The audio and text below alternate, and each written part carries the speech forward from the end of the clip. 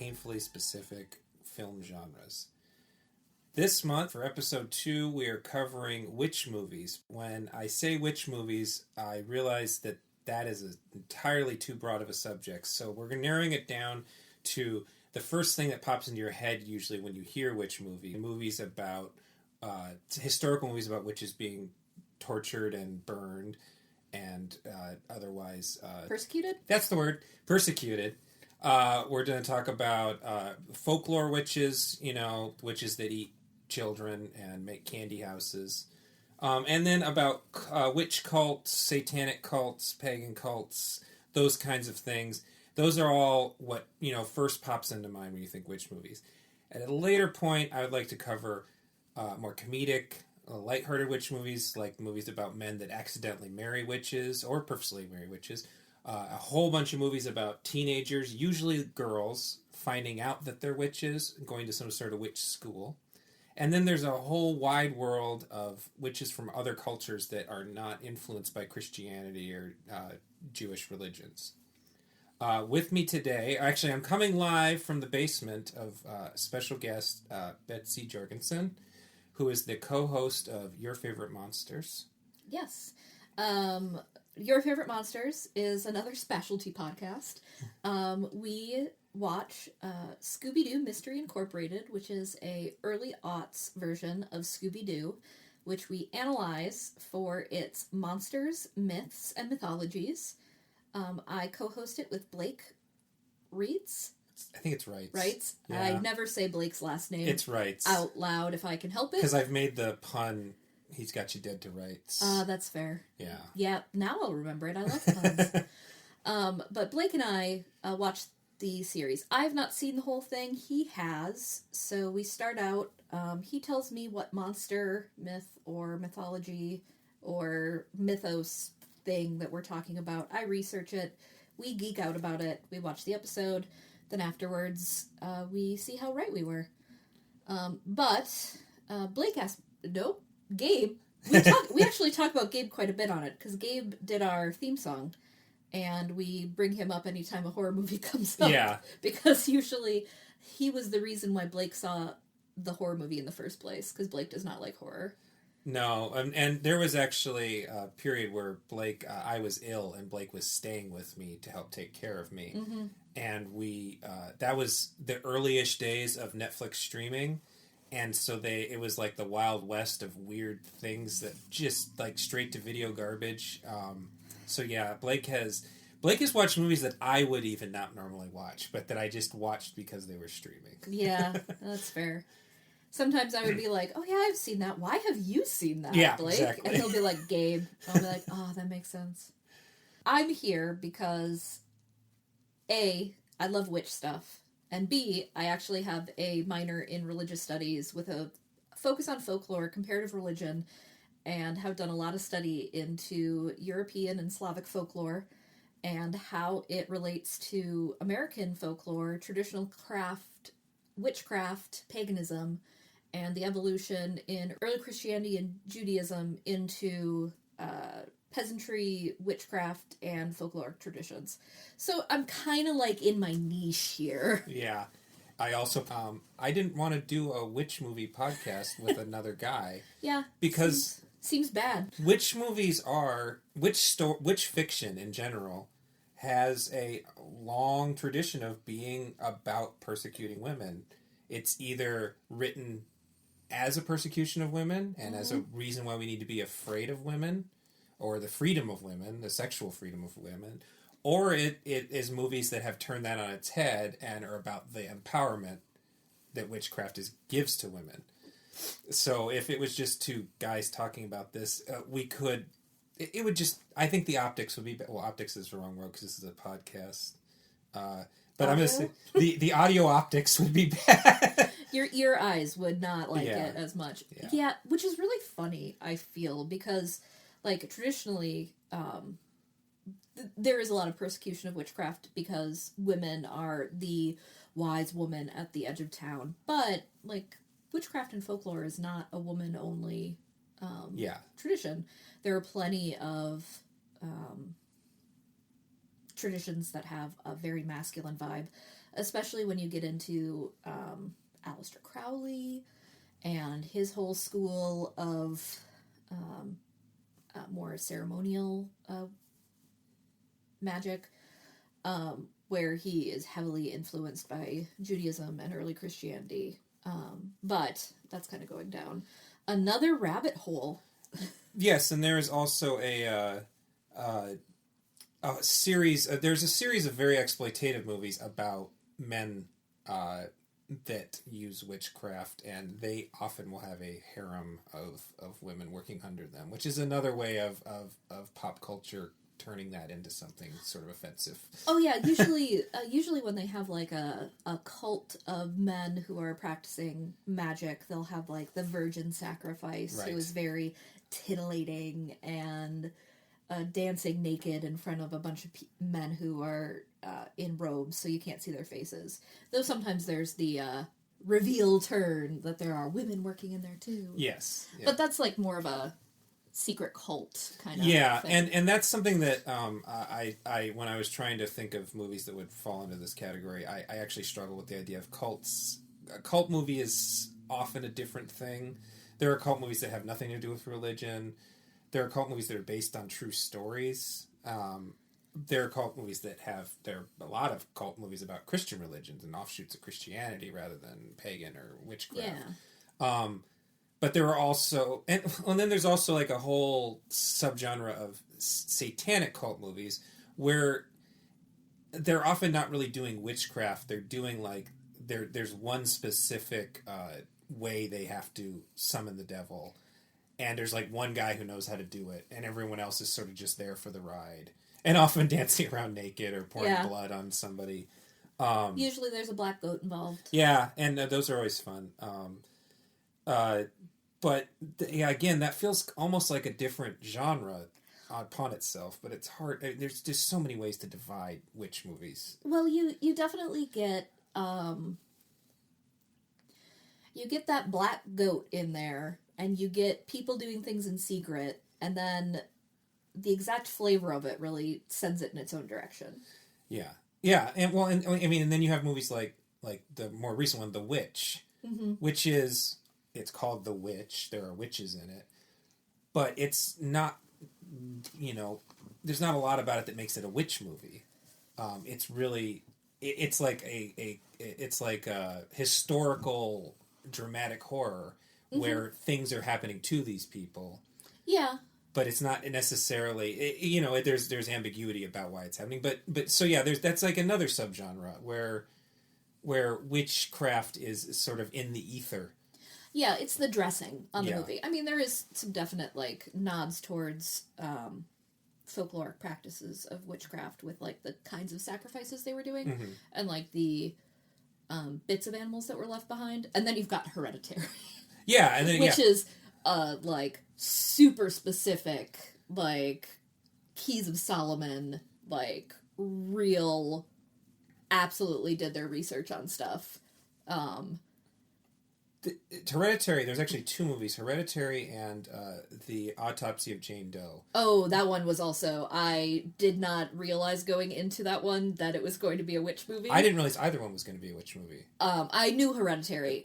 Actually, I didn't know going into Hereditary necessarily. I thought it was going to be an evil child movie, based on the trailer. Oh, so I saw the necklace that the grandma was wearing, and I was like, you had previous knowledge. I was like, oh, that's from the Key of Solomon. I don't remember which one that is, but this is going to be a demon movie. I love it.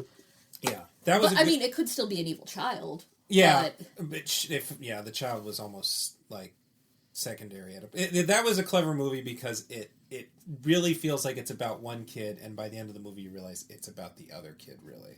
And I thought that was fun. Yes. And same with Autopsy of Jane Doe, you think it's going to be some sort of, like, bottle episode detective horror. Yeah. And then it turns. It is a bottle episode, and it is kind of detective horror, but it is very...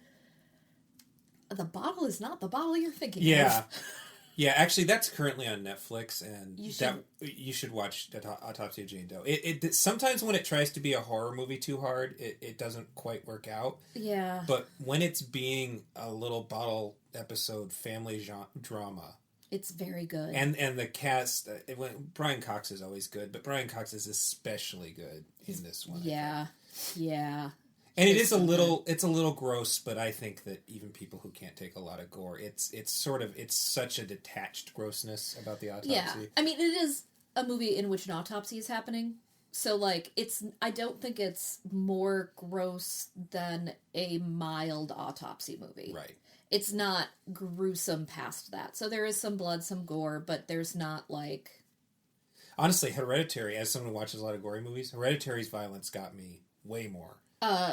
Partially because there's bugs. Well, for me, the idea of beheading oneself... Oh, yeah, there's that. ...is super disturbing. And I don't know why, but that's been something that's always been like a trigger for me, I think, when it comes to scary movies. I feel like Hereditary really went for what is the most disturbing way one could injure either oneself or be injured by an environment. Yeah. And was like, we're going to focus on that for about 5 seconds too long and put some dissonant music behind it. Yeah. And you're going to remember it in your nightmares for kind of a long time. Yeah. Well, I suppose the greater point here is that I think that there's good witchcraft movies going on right now that are all very different from each other. Yes. And all have something interesting to say about the idea of witchcraft. Yeah, and I didn't like The Witch because I felt like its slow burn was too slow. Right, and I get that. It's not a movie I can force people to want to like because it's so deliberate that... Oh yeah, it's a taste thing. Yeah. I don't think it did what it did necessarily badly for people who want that kind of thing. It just... The imagery of it's beautiful. The acting of it is just fine. I just did not like the pacing. And another thing I like about that movie, and to a certain degree, Autopsy of Jane Doe, is that there's a sort of positive quality to being a witch, or in the witch's case, worshiping Satan. Mm-hmm. Like, the witch almost has a happy ending, depending on how you're looking at it. Yep. I mean, the children, I do feel like the children didn't deserve especially the younger brother. The younger brother didn't. The two little kids absolutely did. They would seem to be kind of evil in general. And that also might be why I didn't like The Witch. I hated those two little kids so much. Did you see The Babadook? This is not related to Witch. Did you like The Babadook? I did. Was the kid too intense for you? No. Because I do notice, I think The Babadook is like the best horror movie of the last 5-6 years. Good. And it has a great theme and all this stuff. It has nothing to do with witchcraft. But I noticed that a lot of people who hate that movie hate the child. And that's sort of the point of the movie. But yeah, if the child is driving you to the point where you can't watch the movie, then oh well. It's just not going to work for you. However, part of the reason I didn't hate the kid was it made me empathize so much with the mom. Yeah.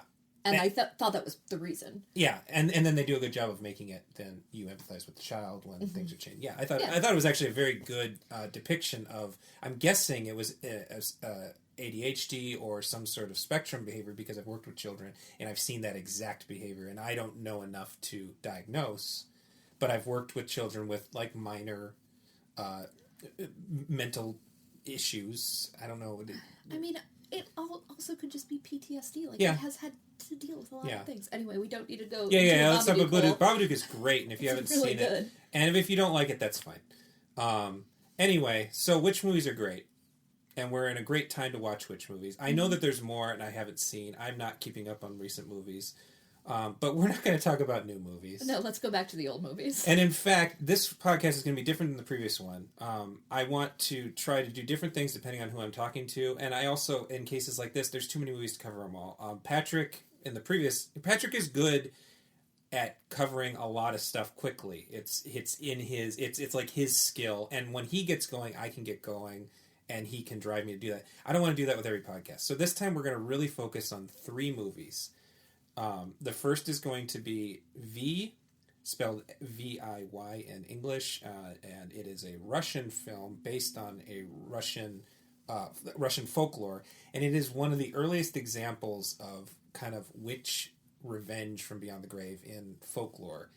And it was the basis, actually, for Mario Bava's Black Sunday, which is a little bit more of a vampire movie than a witch movie, but it's still a witch movie. And there was a point when Black Sunday was actually going to just be a straight-up adaptation of V.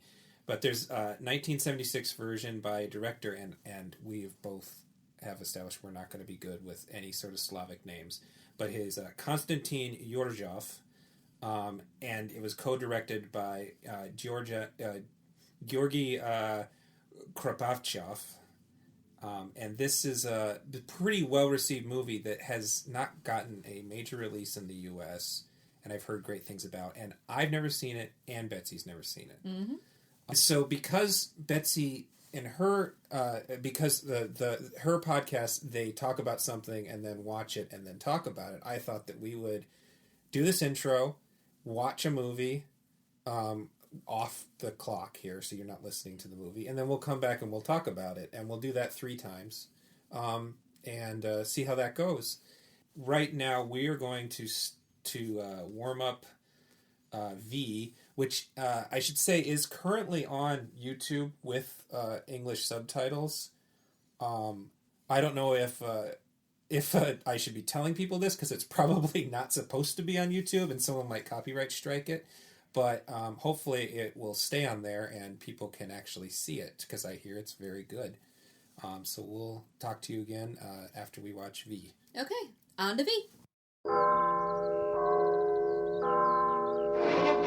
Фильм по мотивам одноименной повести Николая Гоголя «Вий». Сценарий и постановка под руководством известного режиссера Александра Птушко. В фильме «Вий» Наталья Варлей и Леонид Куравлев. All right, and we're back from watching V, both of us for the first time. Yeah. The basic plot here is... So there's a trio of monastic students. Is that okay? I think that... While we were watching it, Betsy found the short story it's based on. Yeah. By Nikolai Gogol, and who is actually the inspiration behind the band named Gogol Bordello. But so it was originally published in the Murgerod collection. Yes, and I think it's 1901. Okay. So early part of the 1900s. So 3 monastic students. They gave them very specific, like, this is the philosopher, and this is the theologian, and I could not keep it straight. No. Because they really only cared about one of them. Yes, and this is the philosopher. They keep referring to him as the philosopher. So I assume that in this religious order, there's not just monks, but there's monks with specific jobs. And I think, given how the rest of the movie went, I think the idea behind that was he liked to think about religion, but didn't believe in God. Yeah, and that seemed to be a theme. Yeah. So the 3 of them were going back to their villages for some kind of holiday break. And they stopped by a farm with an old lady in it. And they were going to stay the night. And she let one of them stay in the house, one of them stay in the loft, and the philosopher slept in some hay.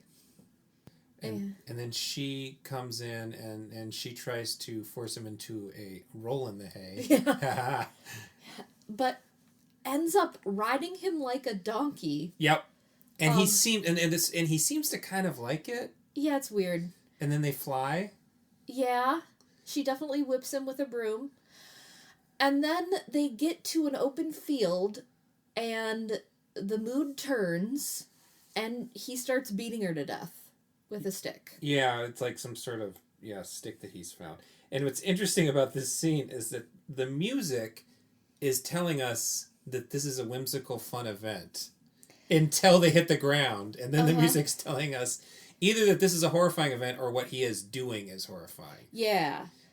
And as he beats her, she turns from a terribly ugly woman to who really was unclear if it was played by a woman or a man. It might have been a man, yeah. Yeah, to a very young, lovely woman who is now dying.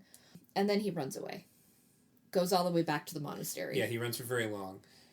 Actually, it was one of the weirdest shots in the whole movie. Yeah. So I feel like particularly mentioning, they just put the camera on the river and he starts fording the river and the camera does not move and he just crosses the entire river and then goes by some horses who then run away.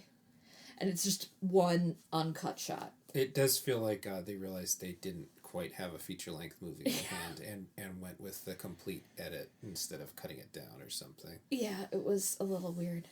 Anyway, he gets back to the monastery, and basically he's told that a very rich family asked for him by name because their young daughter, who had the same name as the old lady, needed him to say the prayers for 3 nights over her corpse. And since they were very wealthy and gave the monastery a lot of money... And eggs and honey. And eggs and honey. He better get his butt in gear and get back to that village. And then... There's a pretty long series of scenes where he's being taken to the village in a sort of... It's not clear who the other men he's traveling with are. Yeah, just that they're old, they are drinking, and they have some, like, philosophical discussions on the nature of belief. And then as the movie goes on, it's clear that these men want him to stay and do his job. Yeah. So I don't know if it's an issue of they were hired to make him do the job, or there's an underpinning that it's never really built on, that perhaps the village knows that this woman was a witch and that they're in on this. Well, it's never ever made clear, though. I might be reading too much into it. No, well, like, later, we meet the dad of the woman, and the dad is an older man, obviously. It's a father figure. But in the first night, he's like, this is my daughter. She's very beautiful. Why did she mention you by name? Did you sleep together? Yeah. And he's like, I'm a monk, and I'm very chaste. I spent my Maundy Thursday with a baker, and I'm pretty sure that's referring to the fact that Maundy Thursday is supposed to be a day that you do your, like, pleasures of the flesh, like, by eating a lot of stuff before Lent. And he spent it at a baker rather than, like, a brothel. It does need to be made clear that this movie isn't intended to be funny. Mm-hmm. It is a comedy, and to the point, and it's some very dated, dumb jokes. But, yeah. But he does say at one point, "I don't even know any women," or something like. Yeah. Like he's overcompensating. He's protesting too much. Yes. And then we get into the witch part of the movie, basically. I mean, she's already turned from an old lady to a young woman. But he says prayers over her body at night in the church. And he lights a lot of candles because he's freaked out. And then she rises out of her coffin and stalks around the church trying to find him. Yeah, it's clear that she's blind to him. She can't see him. Yeah. And the actress playing the witch is some sort of performer because she's got a good mime aesthetic, and she's good at, like, walking backwards and pretending there's something blocking her way. Yeah. There's one part that Gabe and I weren't quite sure if she was actually leaning on something or just that good of a mime. Yeah, she's either a very, very good mime or they had some sort of glass thing in her way. Very clear glass thing in her way. Either way. Some great technicality there. And then the next part of it is basically he prays, weird things happen. He comes back the next night, the weirdness escalates, his hair turns white, and then the third night, the escalation turns into demons flooding the church, and she summons the V.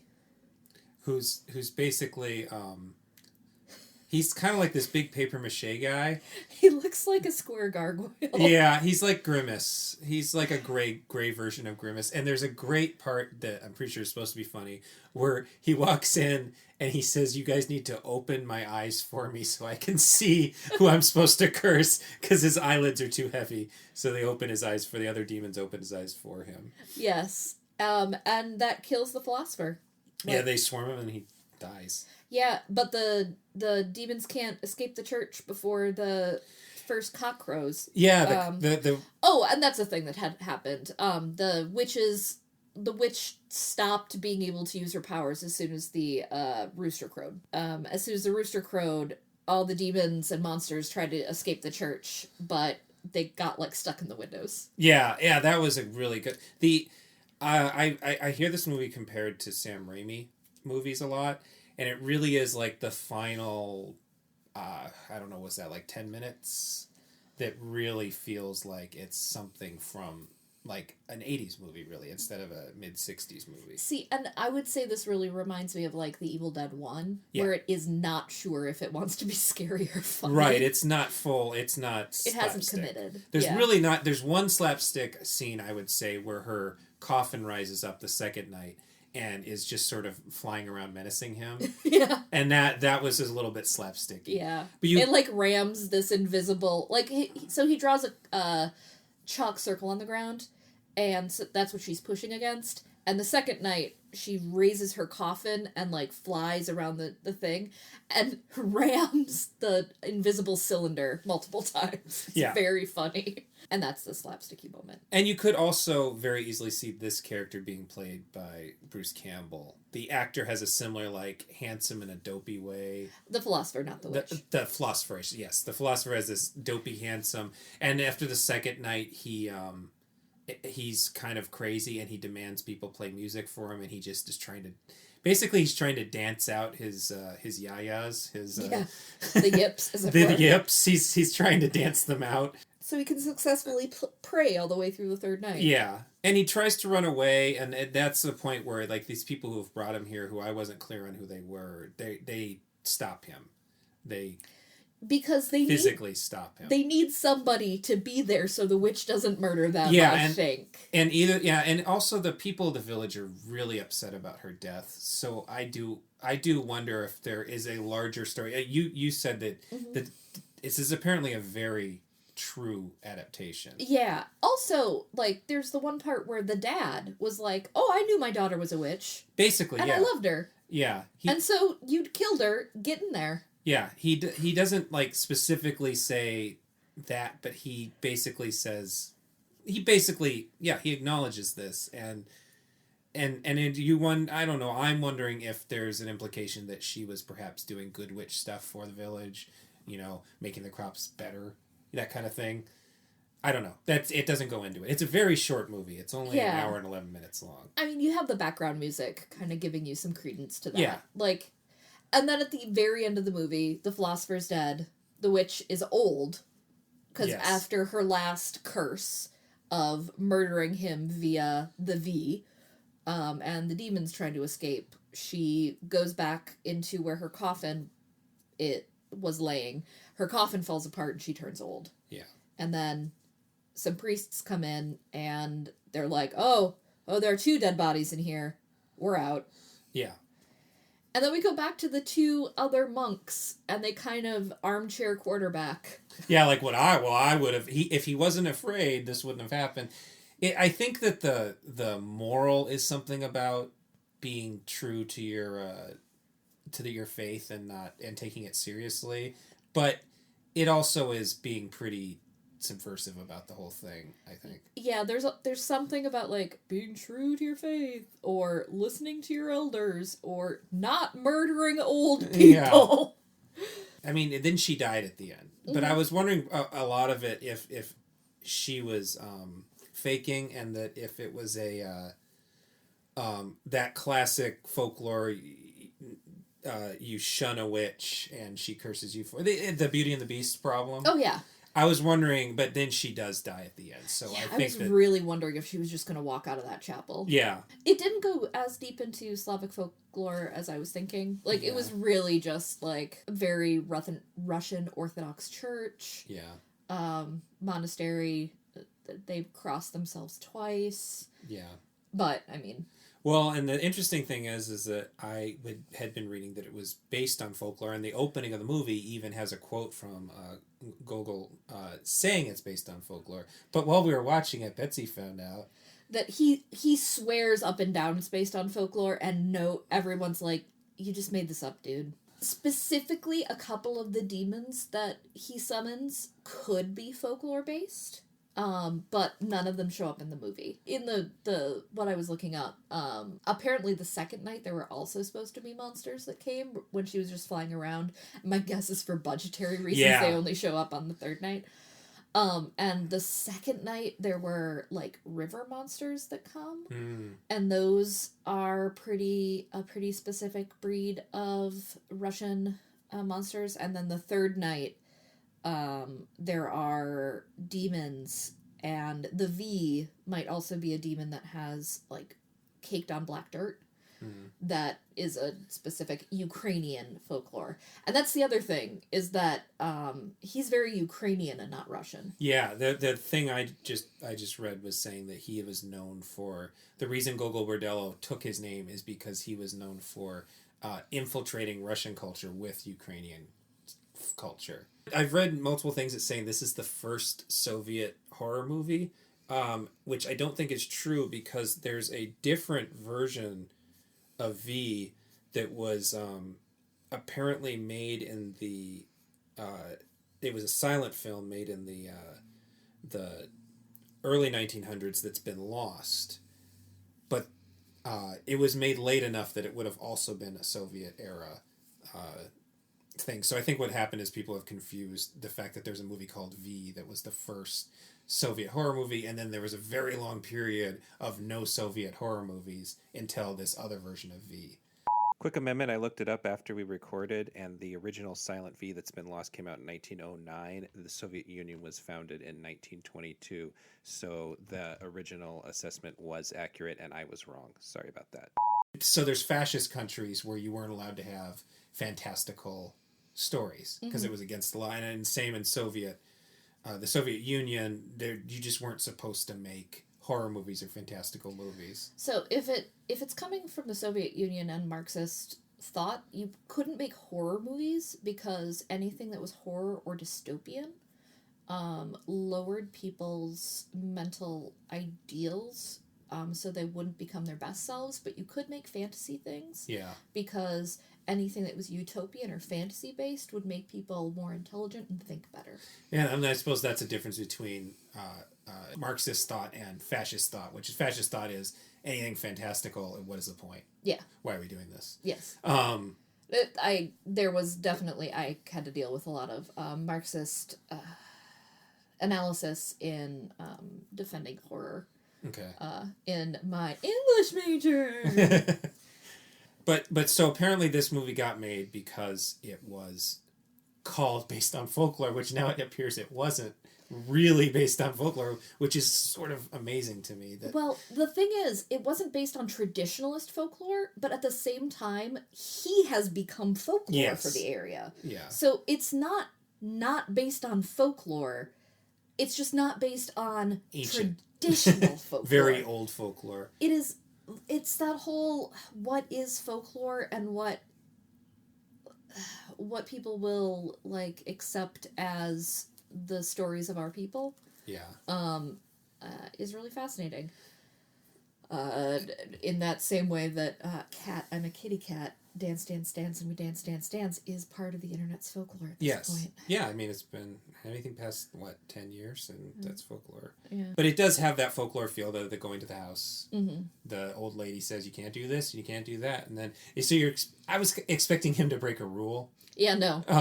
There was definitely a little bit of, we felt like the more fairy tale kind of like a witch, where really expected her to like put out some ground rules instead of just putting two of the people someplace and then messing with the third.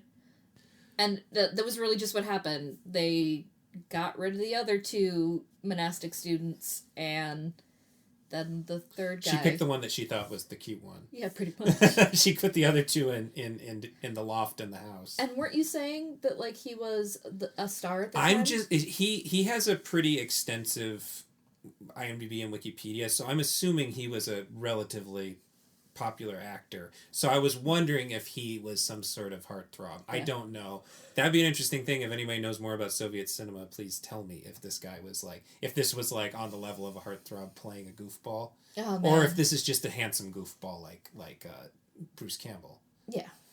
But yeah, the Sam Raimi things that I hear, actually Patrick, who I did the last podcast with, was the one who was telling me how Sam Raimi is. And that last big scene has these really cool things where hands come out of the wall, and then they change its perspective. You realize the hands are actually gigantic. They're not just coming out of the wall. And the demons are all like clearly circus performers because they're doing like backflips out of things, and they're coming out, and they're all painted this monochromatic gray that matches the dinginess of the room that they're in.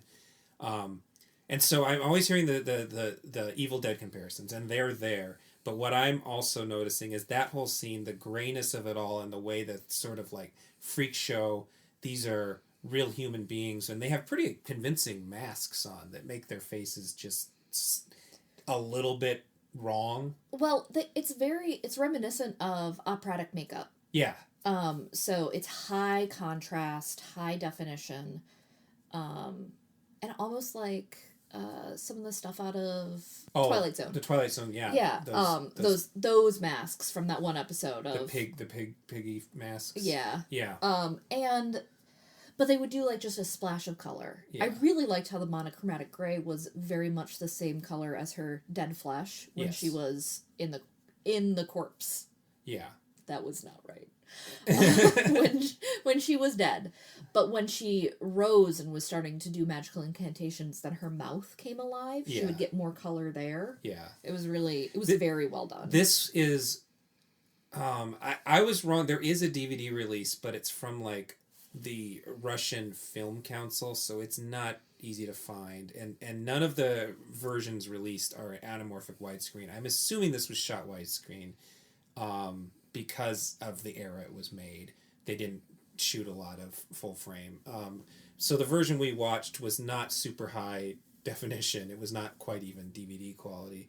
And I think that if this ever did get remastered, those scenes, the subtleties of the color could really stand out. If you found like a original film version or a remastered Blu-ray or something. There was also a dubbed version on YouTube. We did not dip in. Yeah, that might be fun though. Yeah.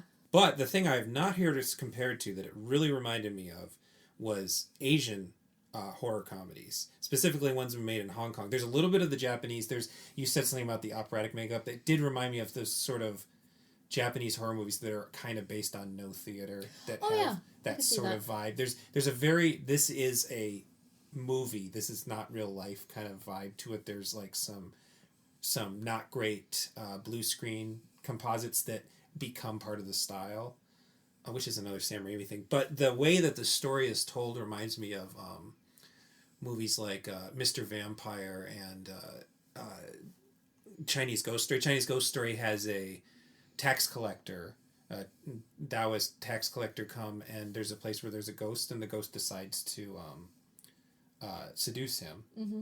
And the difference being that it's actually romantic and that it becomes good, and then he and the ghost have to kind of, and then there's a Taoist priest who comes in. They basically have to fight the ghost's family. So it's a Romeo and Juliet kind of issue, like forbidden love. Hi, this is Gabe from the future calling in. Betsy's dog, Walter, who is a good boy, a very good boy, started barking at this point, and it was cute enough that I wanted to leave it in, but it was so loud on the track that I figured people would be mad at me, so I took it out.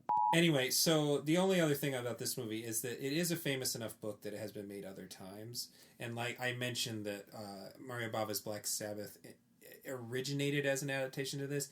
The only thing I can really see that was left in that is the idea of a witch of some type exacting revenge from beyond the grave. Which is so thin. Yeah, it's not really there. But there was a Serbian Yugoslavian version of a... okay, how do you say that name, do you think? Georgi Kajivek. Dorovi Kajivek's a Serbian Yugoslavian version called A Holy Place. Sveto Misto. God, I'm sorry. I'm so sorry. There's a Russian adaptation by Oleg Fursenko called The Witch, or Vedma.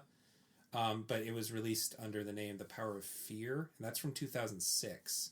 There's a Korean version called Evil Spirit, V. The semicolon is built into the title. That was from 2008.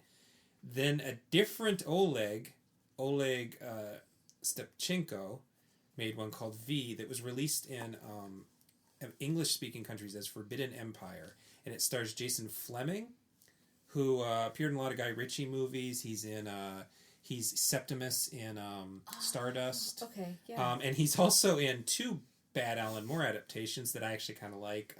He's the coach driver in From Hell, and he was Dr. Jekyll and Mr. Hyde in League of Extraordinary Gentlemen. I have a soft spot in my heart for League of Extraordinary Gentlemen. I think From Hell is one of the most beautifully made, not very good movies I've ever seen. I unironically like From Hell. And that one was popular enough that there's a sequel that came out more recently called V2, Journey to China. I'm guessing the philosopher... I'm guessing Fleming plays the philosopher and he goes to China to fight things. But interestingly enough, this one stars Jason Fleming, Rutger Hauer, Charles Dance, Jackie Chan, and Arnold Schwarzenegger.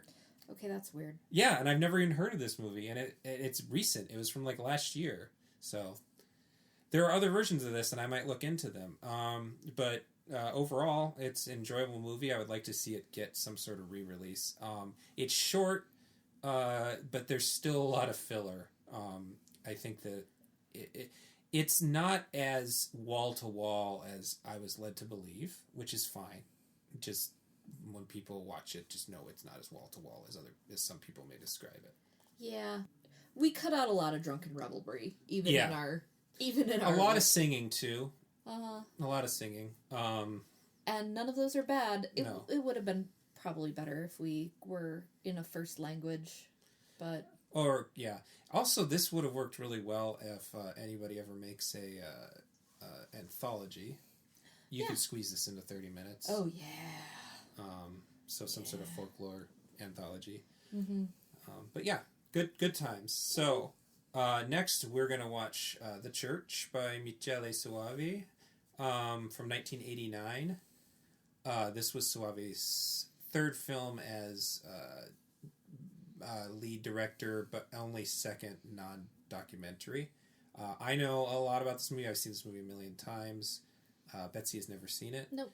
It will be completely different.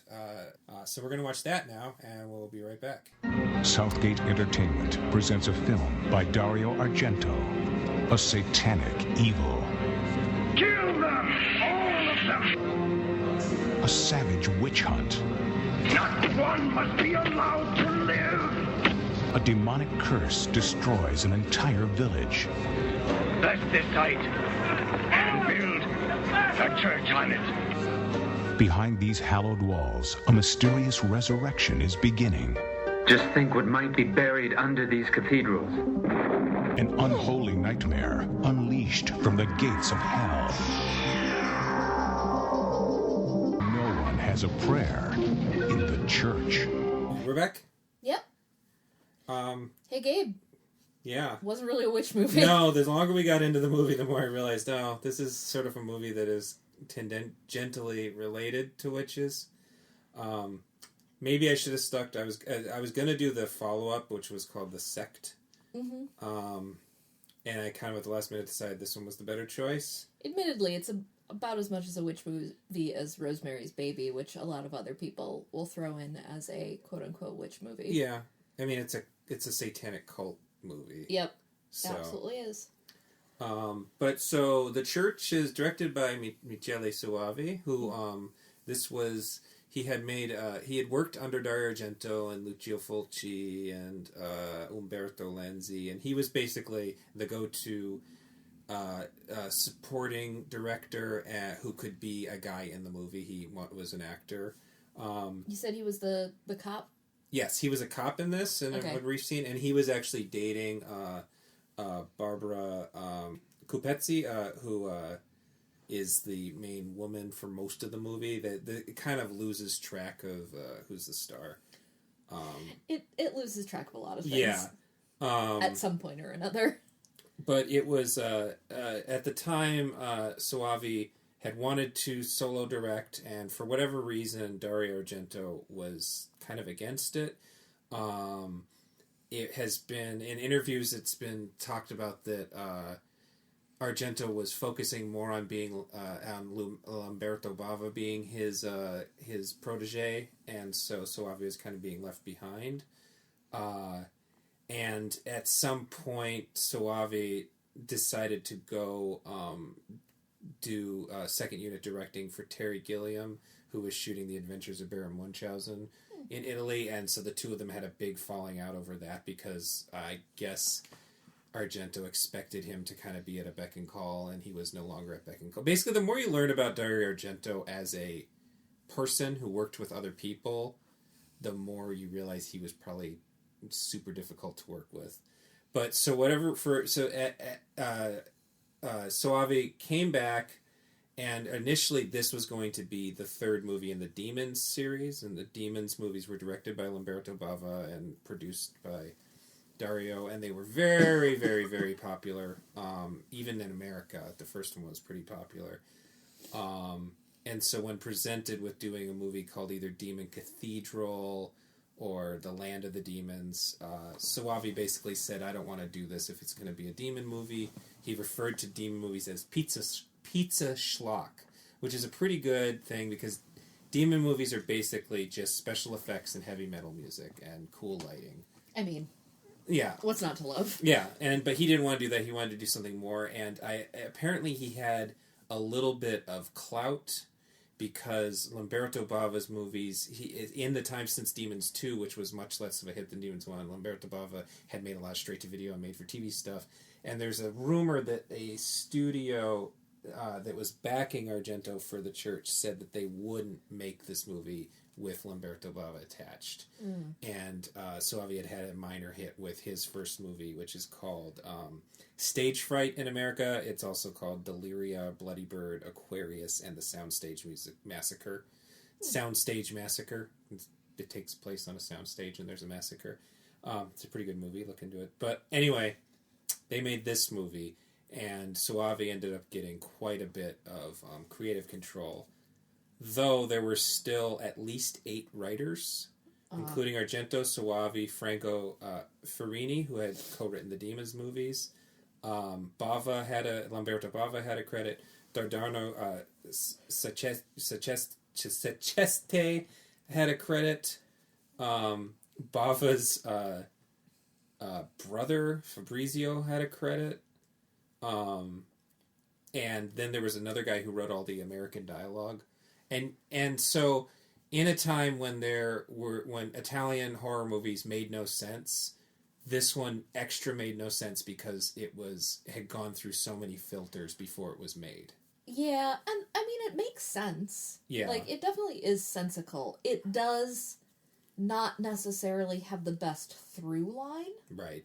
I mean I've watched enough Italian horror with you that it has a better through line than some. Yeah, I suppose that's It's not only surrealist, gory surrealist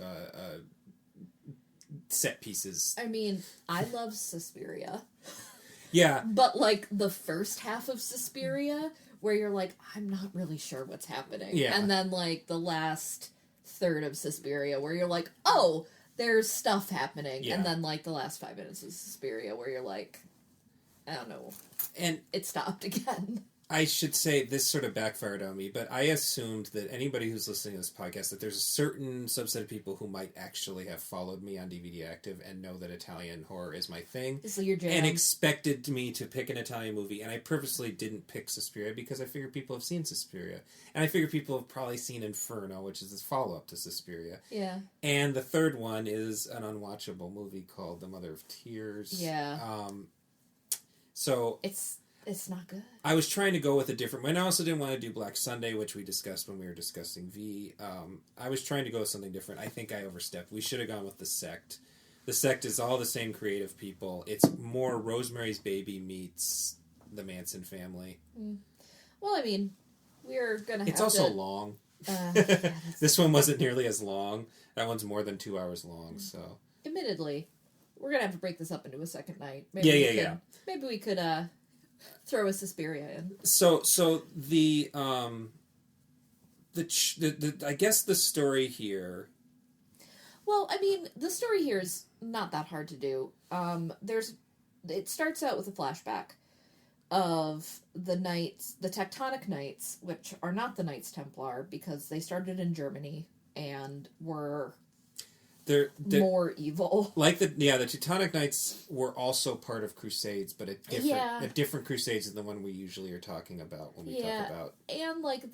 And like most Knights in the Crusades, there are some parts of them that they're kind of stand-up guys, and there are always parts of them that they slaughtered a lot of people, so there are parts of them that are not so great.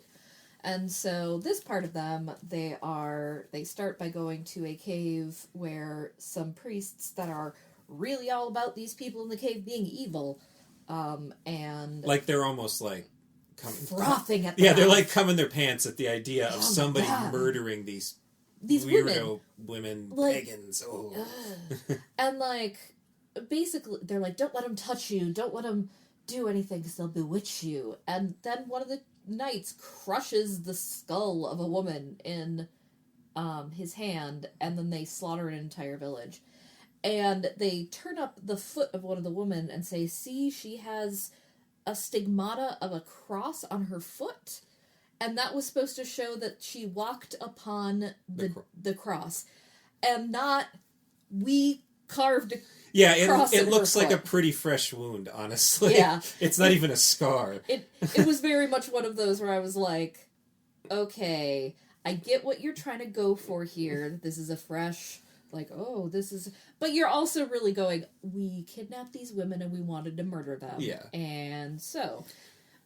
That's where it connects to other witch movies. The idea that these days we understand that witch hunts were mostly just people trying to take out people that offended them. Yeah. And making excuses, and then grabbing power and overdoing it, and blah, blah, blah. Yeah, and I mean, some of that, I think, kind of plays into this, because the witches never do anything witchy. No. They just get killed. And then they throw them all in a mass grave, and one of them, quote-unquote, starts to come back from the dead. And so they say, bury them quicker. Yeah. And one of the knights gets pulled into the mass grave, and then they just bury him and his horse. There's this the image of the horse's hoof and face sticking out of the ground is one of the more haunting images in this movie, I think. Yeah. It's a cool, scary, upsetting, like killing animals is always a good way. Yeah. Because you know that the people are actors. Yeah. And so you didn't actually kill them. But the animals, you're like, they don't really know what acting is. Yeah. So, and depending on the era of the movie, you're like, did you actually hurt the animal? Yeah, I'm going to assume that this was not... I mean, that was a really fake horse. The horse getting pulled in, he might have been hurt. Yeah. Or she. It was Italian. Yeah. So it could have been hurt. I mean, not gender. Yeah. And then Asia Argento, one of the actresses in the movie. This is her biggest first. Right? She was in Demons 2 as a little girl who has a couple good sizable scenes, but this was probably her biggest role at the time. And I think she's 14. Yeah, she was a substantive part of this movie. And she is in the past, and she has this weird costume that is like a basket sewn into a cloak, so you can't see what her face is, but she can see through the bottom of the basket, which, I mean, kind of cool. Yeah. But one of the Crusaders sees her and chases her down and kills her. Well, doesn't kill her, because she is kept to witness what happened. Yeah. So then we go forward into the present day, where they are... The bustling year 1988-89. So modern. Yeah. They're renovating the cathedral that they built on the corpses of these women. Yes. And they mention that... So, we have a couple of main characters. We have the old, almost corpsely old dude who is the head priest of the cathedral. We have the younger priest who is a delightful black man. Okay, well, I should say the first actor is yeah, you have names. I don't even have their Fyodor names. Chaplin Jr., and he goes back to the silent era. I looked him up. the handsome black priest is Hugh Quershire, who is in Nightbreed, but you may know him as Padme's general protector guy in The Phantom Menace. Yes. And he looks exactly the same in The Phantom Menace. There's like 10 years between these movies. Yeah. And he didn't age at all. Yeah. There is then also the new librarian, who is oddly reminiscent of Jeffrey Combs. Well, his name is Thomas Aranja, and terrible. He is in everything, and he's still acting. But he was at the time famous because he was in Last Temptation of Christ. But he has a substantial role in Gladiator. Why he looks vaguely familiar. He has a substantial role in Gladiator. But you may have seen him in Guardians of the Galaxy. If I'm remembering correctly, he's the guy that Ronan the Accuser clobbers at the beginning in his introduction scene. Okay, yeah, that's fair. And then the aforementioned person who was dating the director. Yes. The head architect / renovator. Yeah, she's like restoring a painting. Restoration artist. Yeah. That's what I mean. But she's also in charge of the entire renovation, including in charge of the contractors who are doing the work underneath the ground. So she's more than just the painter. Right. Because she calls off some heavy duty stonework because the stone is crumbling and it will... It's the foundation. It will mess everything up. Yeah. She reminds me... she's the exact same job as in Ghostbusters 2. Yeah. Yeah. Yeah.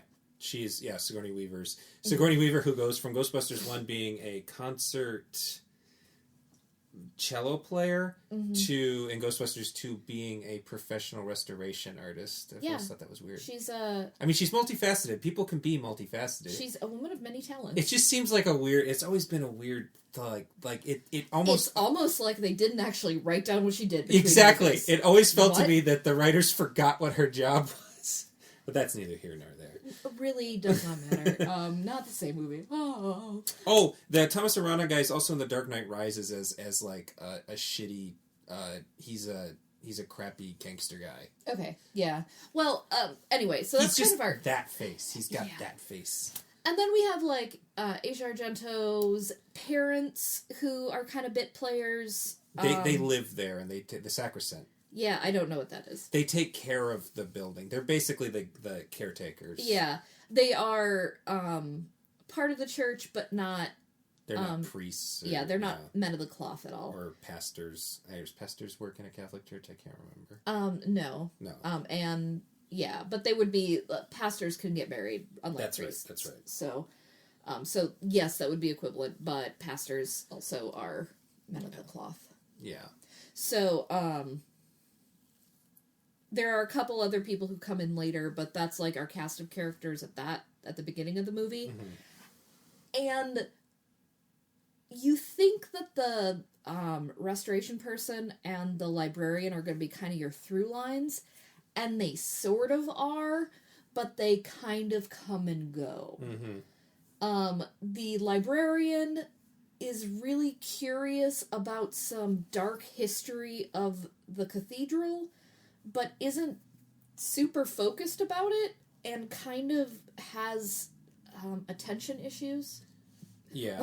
He comes in and he's late on his first day, and... They sort of do a shorthand that this guy's kind of a dickhead, but not a, He's You don't want to hate him yet. Yeah, he's kind of a jerk, but he's not mean. Yeah. He's more self-absorbed. You can understand when the two of them become romantically involved, that he's not gross. You get it. He's handsome. Yeah. And attentive, but he's also kind of driven about his passion. Yeah. And she's a woman, so that's her basic quality. Yeah. She has a cool job. She has a cool job, but, she doesn't actually have any characterization. She's a single woman, too. She hangs out by herself, and her house is very far out of town. Yes, which is very dangerous. Yeah. During the entire movie, the head priest is examining one page of an ancient manuscript a lot, which is a guy on a medieval torture circle. And he tells people to shush a lot, and is angry. That's basically his character for the first 3/4 of the movie. Yeah. Cool black priest. He doesn't actually get... I didn't realize that he doesn't get any lines. No, he doesn't. He's just sort of, like, seen doing stuff. Yeah, he also doesn't do anything for, like, 3/4 of the movie. He shoots a bow. I feel like if this had been a Hollywood movie with a more focused Hollywood-style script, he would be established as one of the main characters really early on, instead of a guy who happened to work there who later becomes a major character. Yes. I think that he would have, so there's tension between, the young girl and her dad, and I think that he would have been brought in to, like, be someone that she could talk to. Yeah, you get the idea that she and him have a good relationship, but you like, don't see them. You don't. Yeah. And because you don't see it, and because it's never talked about, and because there's a lot of just, like, yelling at women to tell them to be calm, and to remind them that, like, they need to stop being emotional and listen to these strong men. There's no time to establish characters. Because why not just yell at women to make them do what you want? Yeah, pretty much. I mean, Italian. Yeah, there is that. This was probably particularly progressive too at the time. Like Michele Soavi tried to make room for women in his movies, and it still comes across like this because it was still such a part of the culture. Yeah, no, it's not terrible. No, but... like the women are able to do things. Yeah, and mostly don't just get yelled at and killed.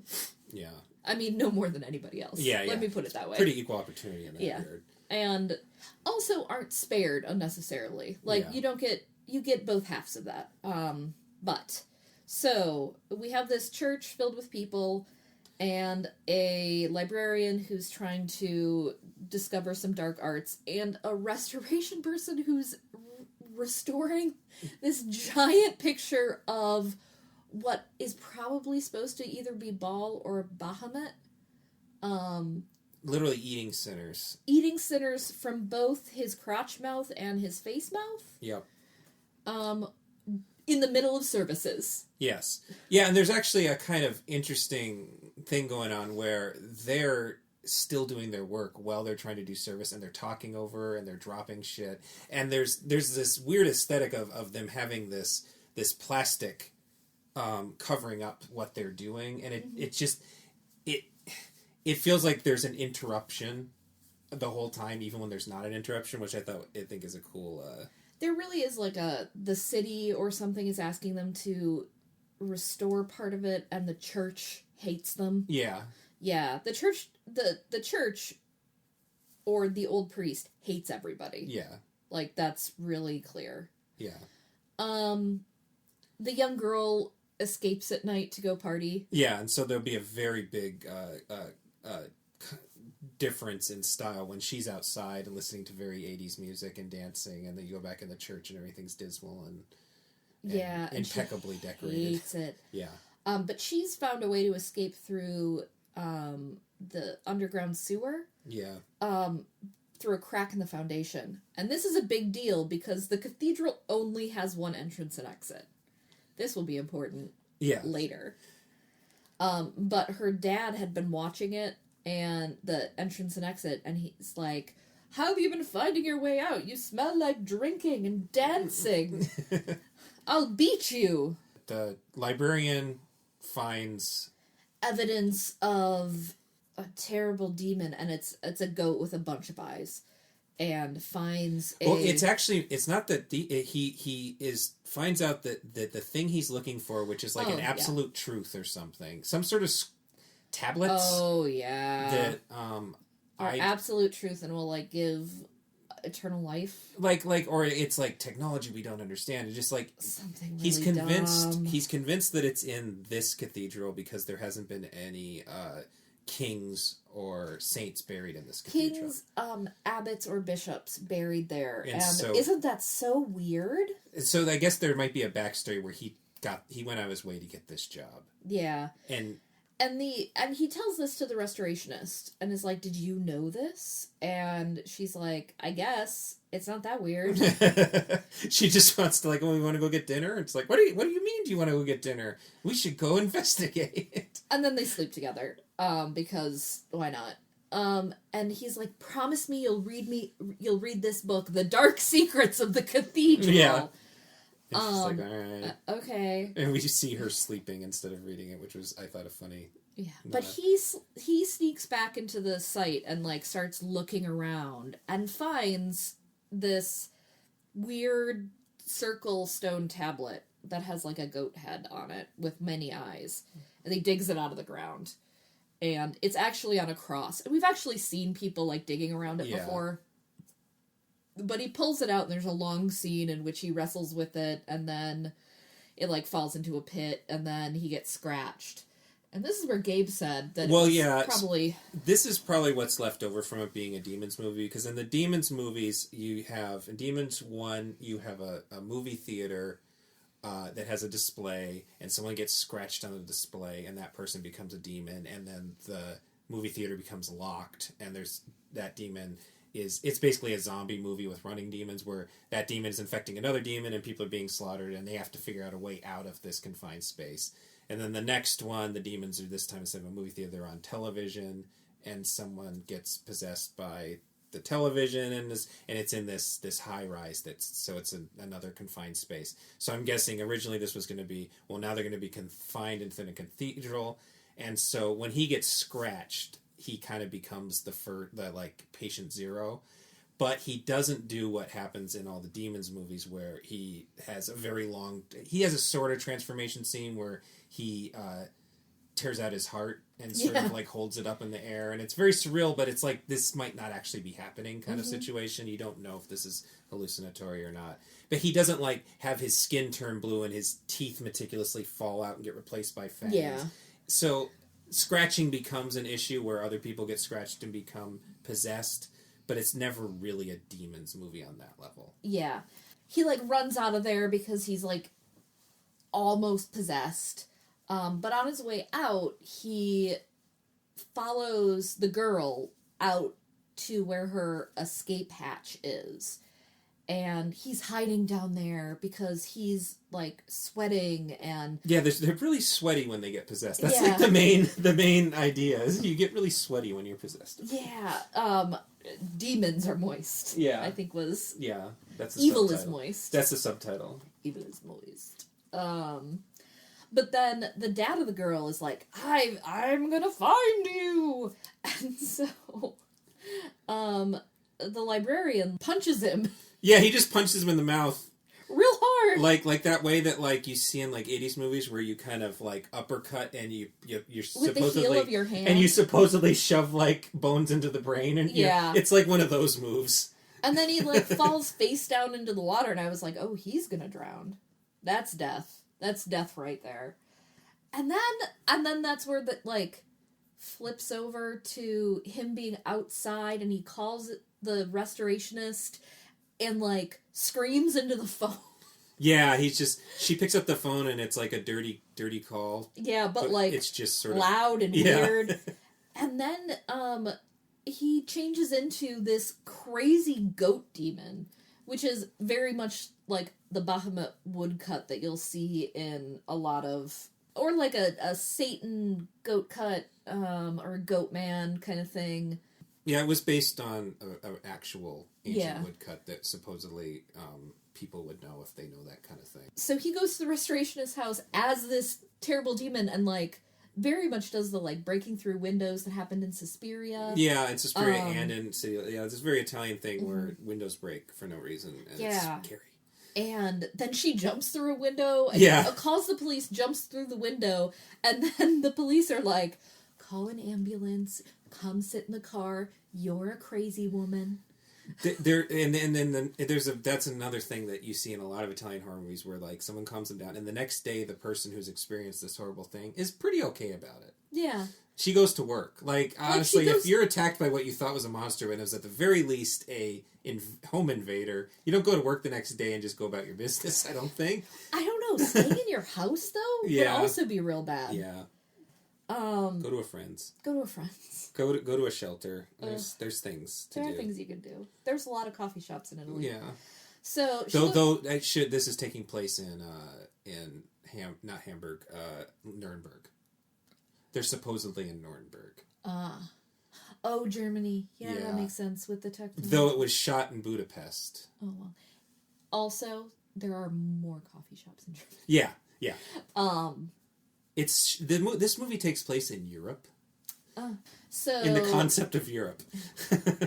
So I think at this point is where we get into it being the bottle episode. Yeah. It becomes a demons movie, sort of. Yeah. So the next day opens, and there's a School field trip, a wedding shoot going on outside. Yeah, they're not actually getting married. It was a bridal dress shoot, right? Yeah, because there's more than one model. Yeah.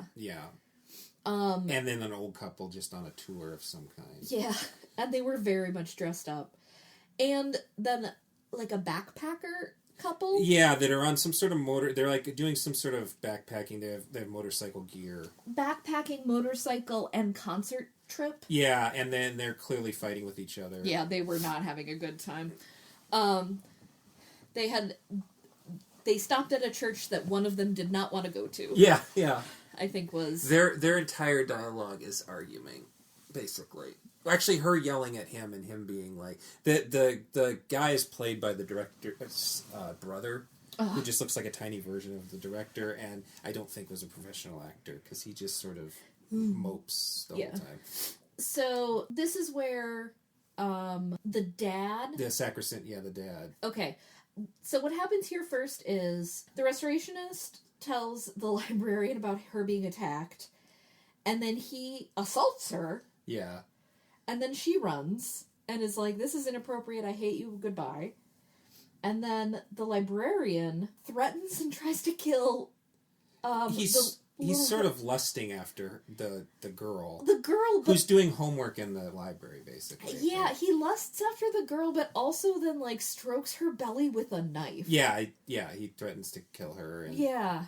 It's really creepy and weird. And then she runs away to her dad and is like, the librarian tried to kill me. And the dad is, like, seeping blood out of his face. And is like, you said a bad thing about the librarian, rushes her to the kitchen and, like, washes her mouth out with soap. Yeah. And so she breaks free and runs out of the cathedral. Then the dad realizes something's wrong and goes into a confessional and gets the black priest to take his confession and says, I'm possessed. Basically. I'm possessed by the spirit of evil. I want to kill, and then breaks free and kills himself with a jackhammer. He runs downstairs and he jackhammers himself, and it's a pretty spectacular bit of violence. Yeah, it's a pretty good low-budget, like, explosion. Yeah, his guts come out, and the jackhammer touches the edge of the cross where the go-head was. And then some...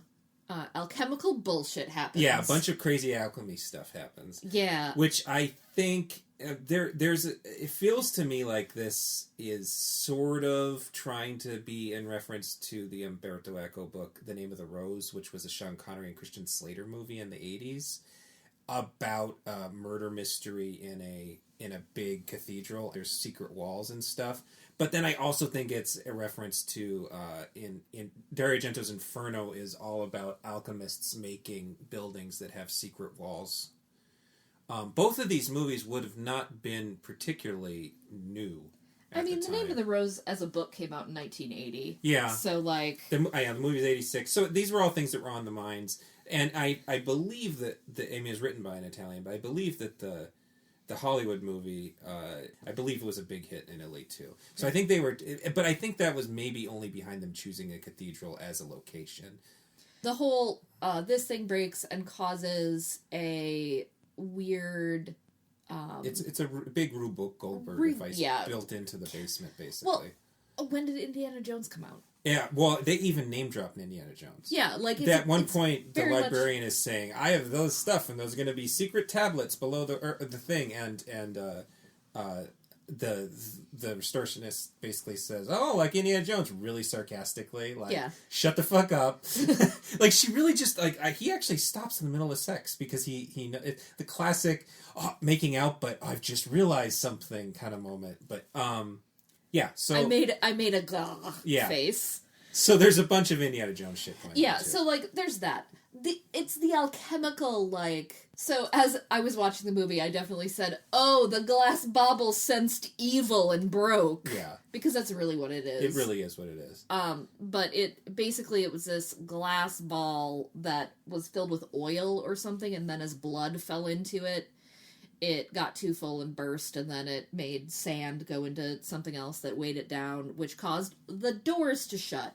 And since the cathedral only has one set of doors, everybody was trapped. And the woman in her bridal, the photography team gets inside, and the woman she gets closed in the door. Not her body, but the dress. Big wedding dress she's wearing. And an interesting fact that I found out last night before we watched this is that scene was written to have her doing a bikini shoot.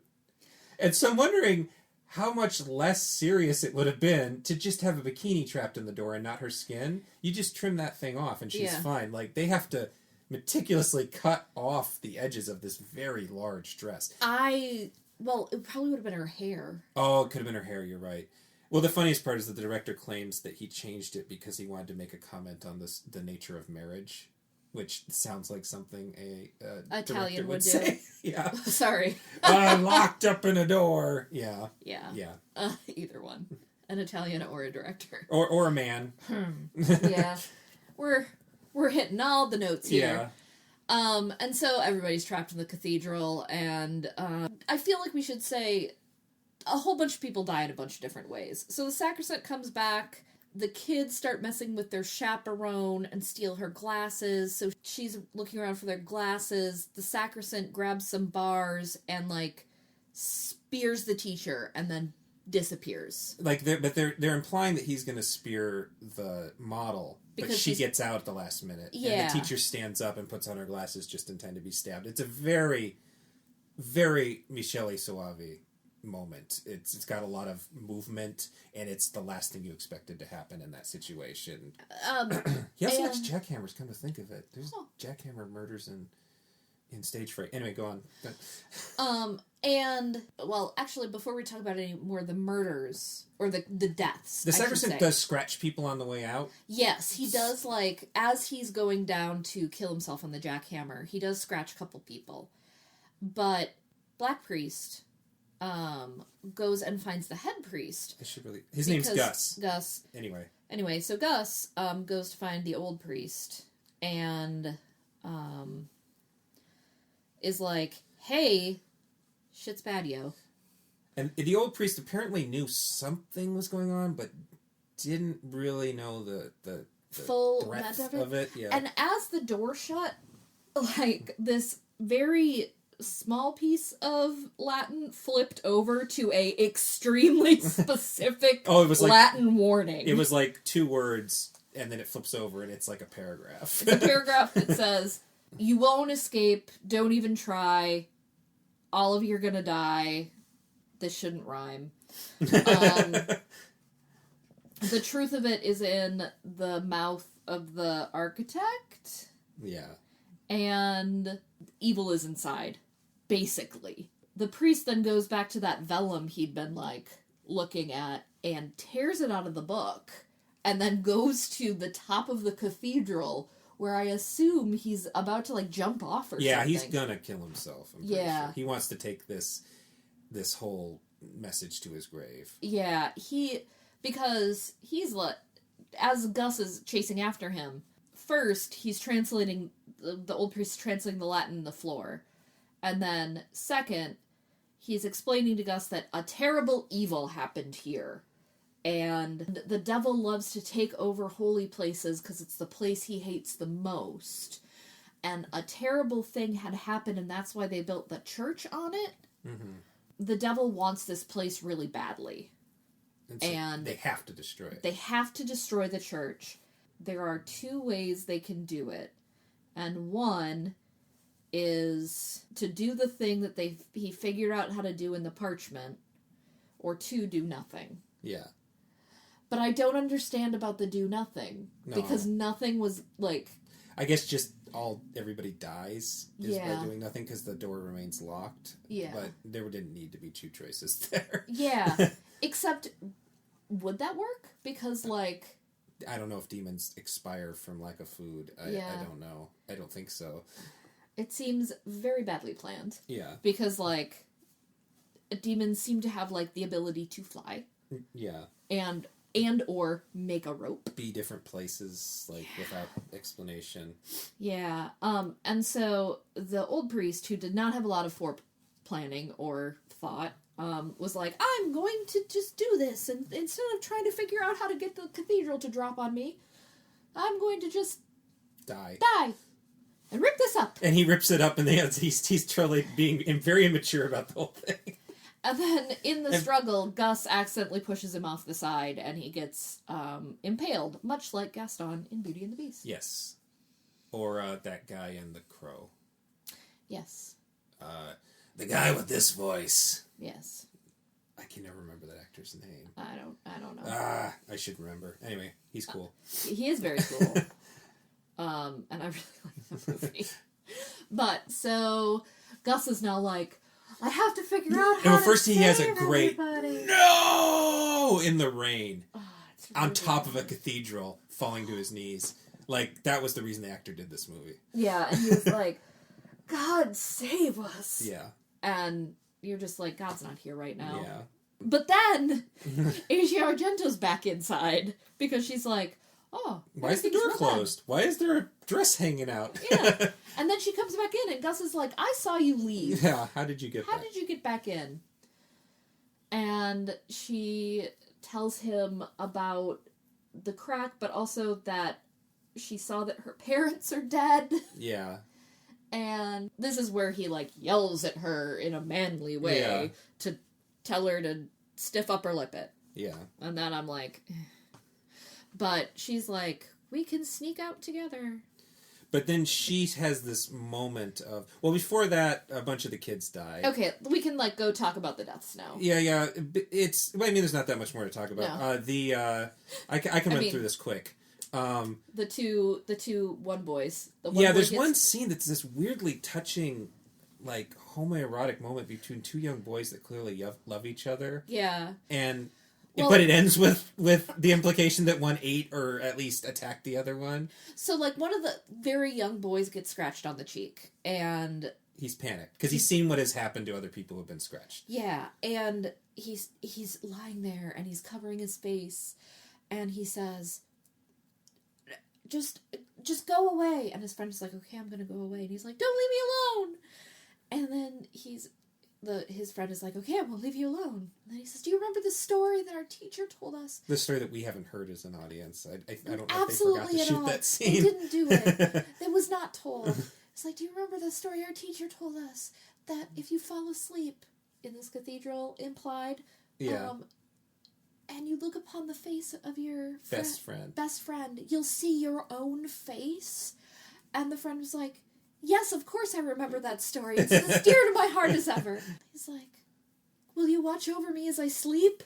And his friend is like, yes. And they're very tenderly... It's so tender. Yeah, holding each other and... And then the kid who has his hands over his face, his hands fall away, and it's the face of the boy who's watching him.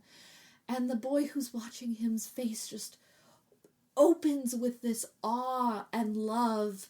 And then we go to a wide shot of a hand coming up and grabbing him by the back of the head and ripping him down at an inhuman speed. It's not like a nice kiss. Like, it's a tender touch or something. It is like bone snapping. And it really has... It feels... In a movie where there's plenty of out-of-place things, it feels incredibly out of place. It's weird. But so that happens. The backpacking couple... There's this hallucinatory thing where she takes off her clothes and is enveloped by a demon who is played by the librarian guy.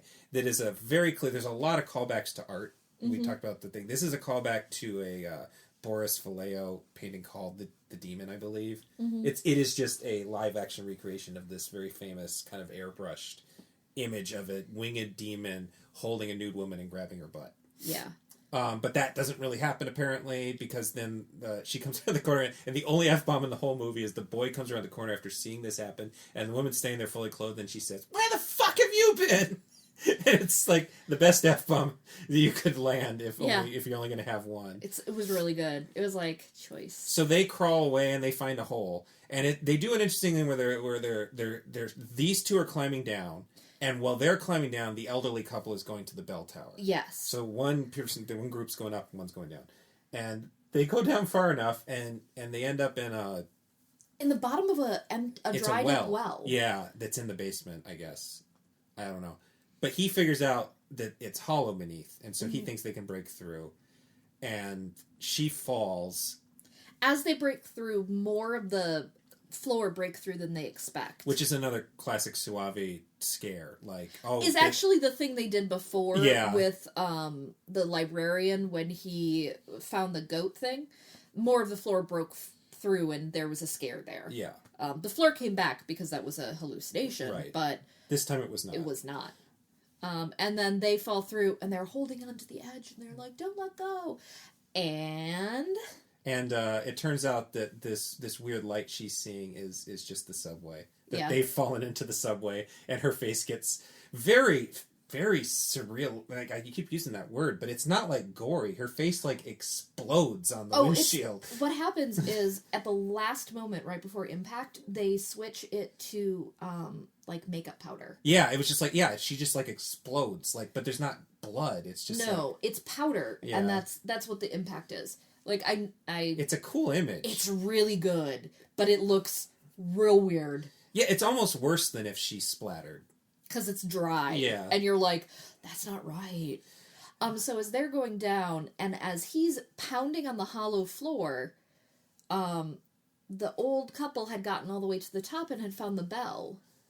And the old lady had been using the word groovy a lot. Yeah, for no reason. I don't know if she got scratched or her husband did. I have to assume it was her. Yeah. But she, like, was eating biscuits, and she's, like, telling her husband that he just needs to perk up. And basically, they get to the bell tower, and she's like, I don't see a rope or anything. Can you just contribute something? Can you contribute something?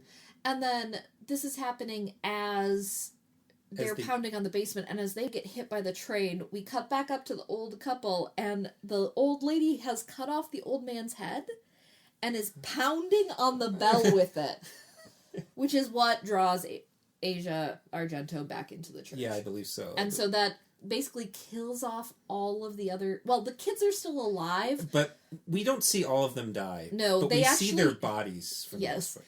Basically, we have a hallucination of the knights on their horses. Yes, like... the clip-clop. Cantering in. Yes. And then the kids, like, start cantering along, and then afterwards we just see all their bodies. Yeah, so we didn't... The ghosts of the knights maybe slaughtered them. Yeah, probably. Because, let's be real, they killed enough kids in the first scene. Yeah. The other person who dies is the model, ends up in a room with the restorationist, and they don't... And she hallucinates. It's like... a lot of this movie is about how it relates to other movies. Yes. And so she sees her reflection because she needs to see a reflection. It reflects back at her. It's one of these weird like things like she's a sinner, but we don't really get the impression that she's a sinner. But she's apparently vain. Well, she lied to the priest. That's true. She lied to the priest. I guess that's enough in this particular movie. Mm-hmm. She lied to the priest about getting married to be able to get into the cathedral to take pictures. Yeah, that's pretty bad. Given your morality scale in this particular film. But she sees her reflection and it's an old woman. Mm-hmm. And then she starts peeling off her own flesh. Like in Poltergeist, where he sees her reflection and rips off his own face. And that's actually way gorier in Poltergeist. This is a pretty gory movie, but that PG-rated Poltergeist does face ripping in a mirror way nastier than this. Yeah. Which that movie would have been relatively new. I don't know, 84, 82, I can't remember. Anyway. But as she says, I need to look into a mirror, the restorationist takes off all her clothes and walks down to the basement for no reason. She's, like, possessed. Yeah, that was the moment that all the possession happens, basically. She keeps saying she needs to find Evan. Evan's the name of the librarian. Yeah. And so then she goes down to the basement, and all of the people who are dead are down there, just standing, chanting. Yeah. And they paint symbols on her, and Evan starts having sex with her, and it's kind of consensual at first, and then he turns into a demon, and then it's not, and then... Basically, again, it's Rosemary's Baby. It becomes recreating scenes from other movies, and that is meaningful because the next movie that Argento and Soavi made together was entirely Rosemary's Baby, with a different kind of aesthetic going on. But yeah, it's sort of a Rosemary's Baby scene for no, like it's not like he's trying to make a demon baby. It's just a scene of a lady having sex with this very, very impressive special effect. Yeah, and then we never see them again. We don't know what their fate is. I assume that they're dead with everybody else. But... Yeah, I mean, we see them again because we actually see that scene in Tableau in the background once. Yes. Because the priest, Gus and Asia, Lotte. There it is. Lotte. Gus and Lotte come down into the basement to escape. Yeah. And basically Gus pushes Lotte to leave, and then he's coming back up to try to put the self-destruct on the cathedral. Well, she also explains she was there to bear witness. So she has like a moment of past life kind of flowing to her. Yeah, she remembers all the stuff. And then she gives us the one bit of flashback we didn't get before, which was the alchemist, where the really bloodthirsty priests from the first scene also killed an alchemist to be able to get... They hired him to make this cathedral that would collapse. Yeah. And probably has some sort of stuff built into it. Like if it's alchemy and that they think alchemy is some sort of magic. And so they assume that he's built some sort of magic into it too, I think. Yeah, and so they tortured him and then kill him and then put the secret self-destruct button in I think it was called like the Devil's Pear or an Iron Pear, which is one of those torture devices where it's like a screw pear, and they put it in his mouth and they kill him because they're the worst. Which does help. The central thing that I find interesting about this movie, if we can consider it a witch movie, it is one of the few, especially few Italian movies, where all the people considered witches are... The evil is not the witch people, it is the religious people that have done all these horrible things. That's what the evil is. Yes. I mean, it's pretty clear that, like, everything on there was built by people after... Like, if anybody was the witch, it was that one priest. Yeah. Like, that one priest who built everything, who was like, okay, we need to do all of these things. Because there are these specific rules for everything. Except we still don't know who built that, like, Bahamut circle. I think that's what I'm thinking. The alchemist was supposedly the one who built up that stuff. So they were letting this alternative religion keep in this other alternative religion, but also always intending on killing everybody in the end because they were bad. And... Yeah, anyway, so Gus ends up, like, pulling the ripcord, but as he pulls the ripcord on it, the pear out of the mouth. Yeah, the pear out of the mouth. A mud ball of people raises out of the altar. And I think it's supposed to be all the mass grave, but they still have, like, human form, basically. Yeah. Unlike the previous movie, unlike V, where they're demon people, these are, like, normal people, but they're kind of in this... It looks like a really weird Cirque du Soleil. Yeah. Well, it also is reminiscent of the famous photo that was recreated for the poster of Silence of the Lambs. Yes. In the Death's Head Butterfly. Yeah, that it's actually nude women. Yeah. Yes. It looks a lot like that. Mm-hmm. But as a mud ball. But as a mud ball. You called it a katamari. Yeah. Yes, I did. A human katamari. It was a human katamari made of mud. But yeah, I mean, like, these are some sort of evil entity, but they're evil. I think it's pretty heavily implied. It's not even subtext, it's text, that the evil has been made by the people who killed these people, not the people themselves. Yes. And the only time it really turns around to maybe the priests were onto something is, like, the last 2 seconds of the movie.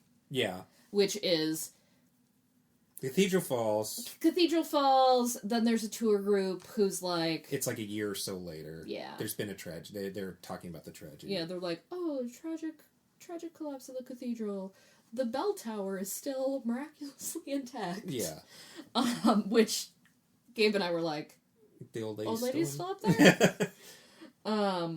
But Lottie breaks in, because she's really good at breaking in places, and replaces the flowers that she put by her parents' photos, and sees that it's right next to where the goat circle was. The multi-eyed goat. Yes.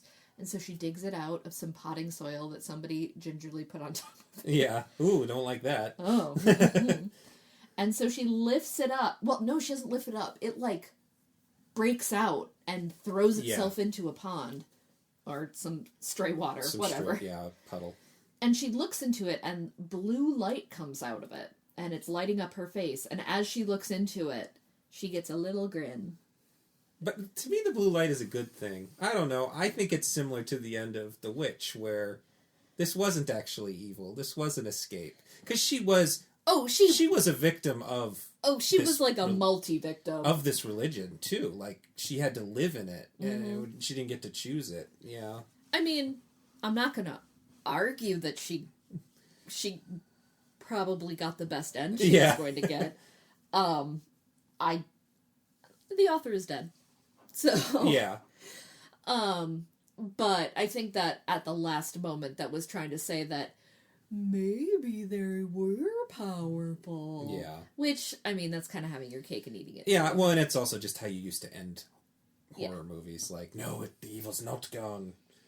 Yeah. I mean, for all I know, that was added after the fact. I know that there's a lot when it... Apparently, the whole beginning scene where the Teutonic Knights kill a bunch of people, that was kind of added after the fact, too. Or at least was written after the fact. It was kind of the last thing that was done. So yeah, I think it went through a lot of changes. Yeah, and the Teutonic Knights are clearly meant to be a sort of Nazi thing, because the Nazis co-opted the Teutonic Knight imagery, and they even go out of their way to say it. Oh yeah, they absolutely... That's in text in the movie. Yeah. So they picked them as... But it's not that... there's a whole series of Spanish horror movies called the Blind Dead movies that are about evil Knights Templar who died but were too evil to stay dead and are now basically blind mummies that hunt blood by sound. And they were popular movies. Knights Templar often get, like, looped into Illuminati stuff. Yeah, there's a history of evil in these particular characters, which, you said it's like this is less of a witch movie and more of a movie about the evils of these groups, which leads me to believe that maybe there's a whole nother subgenre I should have covered there about evil Christian religions, like evil versions of Christian religions. Another thing there's Rosemary's Baby, there's Poltergeist, there's a little bit of The Omen, there's Dario Argento movies, there's Name of the Rose. There's also one scene that's clearly The Shining, where he is having his Jack Torrance moment. Instead of writing all work and no play, he's just typing 66666 to the point where he's like shaking, like as fast as you can possibly type, and your whole body's shaking. Which I've always thought was perfectly over the top and silly, but in a great way. Yeah. Good fun movie. Just very Italian. I guess to close out this one, Soavi made The Sect, as I've said a couple times, and after The Sect, he and Argento had another parting. I don't think it was I don't think they were fighting this time. He just wanted to be on his own, and he did a adaptation of a book called Della Morte, which was released here as Cemetery Man, starring Rupert Everett, which is an outstanding movie, and probably the last great Italian horror movie. And for a long time, it looked like, if you read magazines from the early 90s, a lot of the Italian horror industry really thought Soavi was going to be their savior because Fulci was ill. Argento always had money to make movies, but his movies were getting worse. And all the other guys were just making either straight-to-video stuff or had retired. But unfortunately, Soavi's son, who was very young, got very sick and he and his wife decided to just become his caretakers. So when he grew up and out of it, Soavi came back, but he reinvented himself, and now he makes crime dramas. There's a TV series called Uno Bianchi. He made a one called The Goodbye Kiss, Arrivederci Amor Ciao. So he isn't making horror movies anymore. So That's too bad. This is like this movie and the two he made after this are kind of the end of this whole thing for the most part. Okay, so we're gonna probably take a break for the entire evening now, and we'll come back with Necropolis, and I'll have more to say about that later. Okay, there's been a change in plans. I feel a little bad that the last movie wasn't quite a witch movie, and I don't want to watch a movie that neither of us have seen, and risk it also not really being a witch movie. So instead of Necropolis, we're going to watch Stuart Gordon's Pit and the Pendulum from 1991. So we'll be right back after we watch it. The Spanish Inquisition, a time when religion was fear. There is one faith, and all else is sin. Innocence meant death. And love was lust. Barely to leave my thoughts.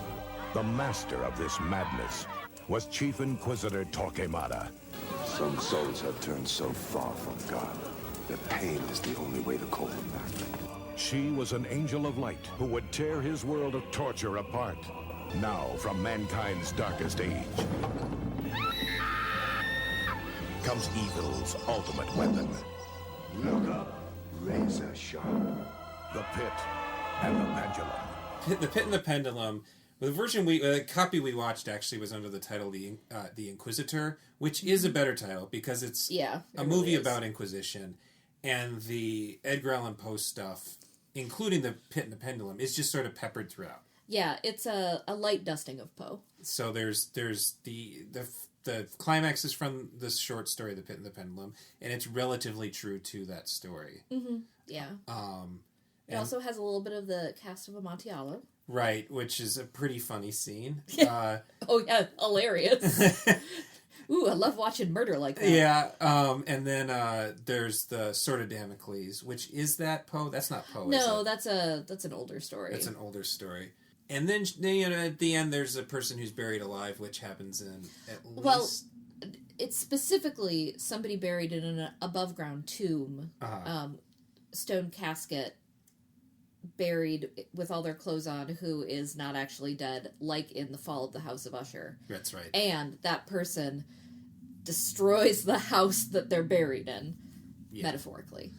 Not literally, like in The Fall of the House of Usher. Yes. So, and drives the person mad who's, like, leading the house. Yeah. So, there's some extended metaphor, but was not that person's sibling. Yeah, and as far as extended metaphor, this is a movie that takes... Stuart Gordon is good about a metaphor, but just making it literal and you lose all the metaphor. And I think he gets a little out of control with that in this case. Yeah, there was one scene where, the sexual assault scene happening. Which basically, after I had to do a podcast on Stuart Gordon, and I actually really like Stuart Gordon, and but when you watch all of his movies in a row, you realize they almost all have a sexual assault.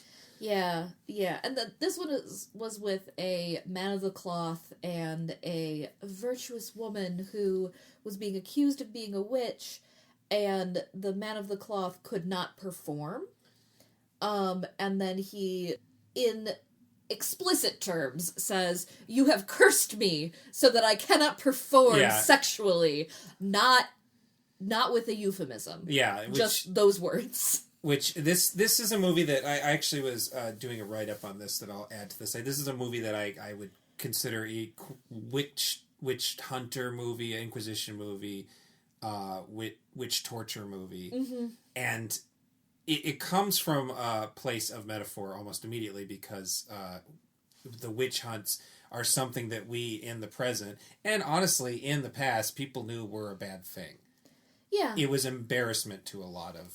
I just read a book on Salem witch trials, and I didn't realize that the surrounding area was embarrassed by what was happening.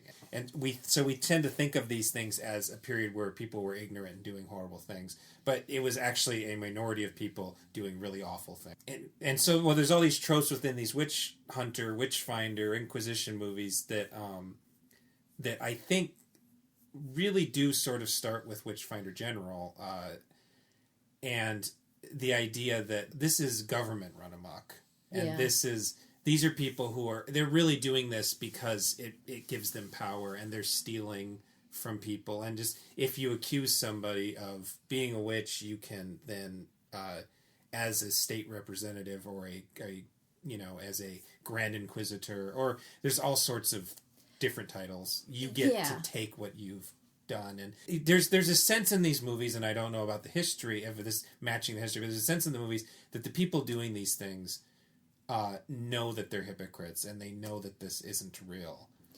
Yeah, there's usually like two levels. There are the people who work with the church who don't really believe in the stuff and are just doing it because they're part of the bureaucracy and are ticking boxes, but are working for the church because that's where they work. And then there are the true believers who are usually fanatics and are the really just cuckoo banana pants. And those are usually the really dangerous ones because they are also the most violent. In this movie, we have the person who's keeping track of the books, who is played by Jeffrey Combs. The person who is kind of like the herald. Mm-hmm. I couldn't actually figure out what else he was doing.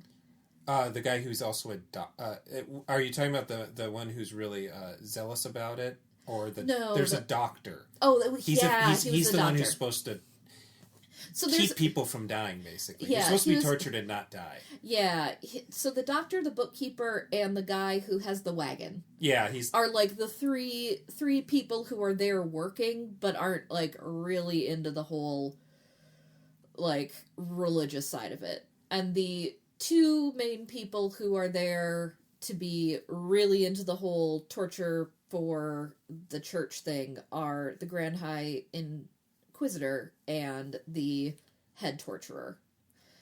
And the first scene we see is the church picking out one noble family that has a lot of money and taking a corpse out of the ground and proclaiming a very dead corpse. Yeah. Like leathery skin skeleton, and hanging it and saying that it's a heretic. And there's an absurdity where they have to go through they have to officially accuse, and then they have to flog. And so there's the scene that seems to me to be the most Stuart Gordon-esque, and like the scene that really holds true to what I think this movie was trying to be, that it doesn't quite pull off, is they're flogging a corpse and just pieces of it are falling off because it's so absurd. Yeah.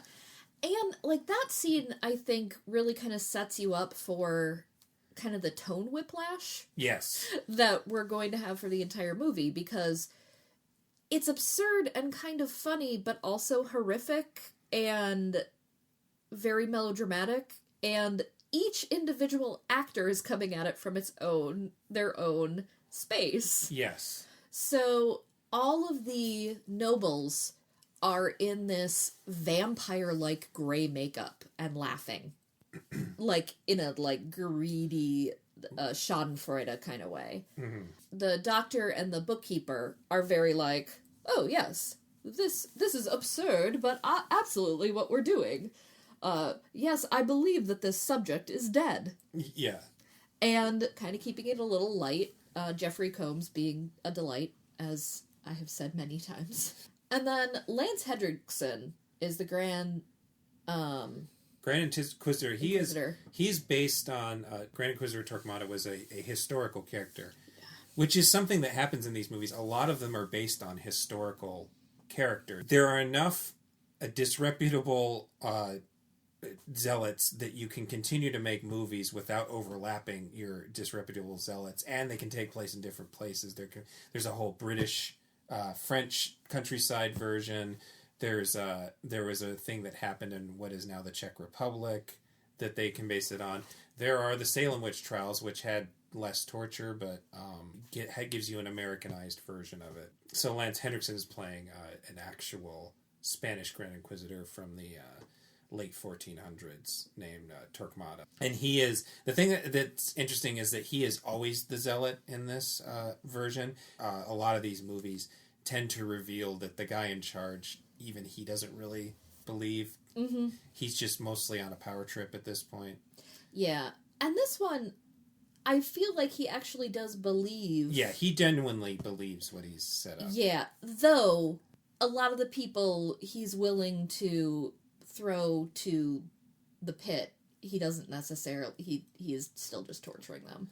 Yeah. It's weird. Like, they haven't quite figured out how much he's just torturing them to get their money and how much he's, like, how much he just believes everybody's evil. Yeah, and this movie is I looked up the budget. It's estimated $2 million, which is a decent budget for 1990-91, mm-hmm. but it's way too ambitious on so many levels, beyond just what it's trying to do with its budget. You know, the sets are actually really good. Some of them appear to be real castles, but the Italian crew made nice sets and good costumes, and the supporting cast has a whole bunch of high-end character actors, including Jeffrey Combs. It's got Tom Tolles.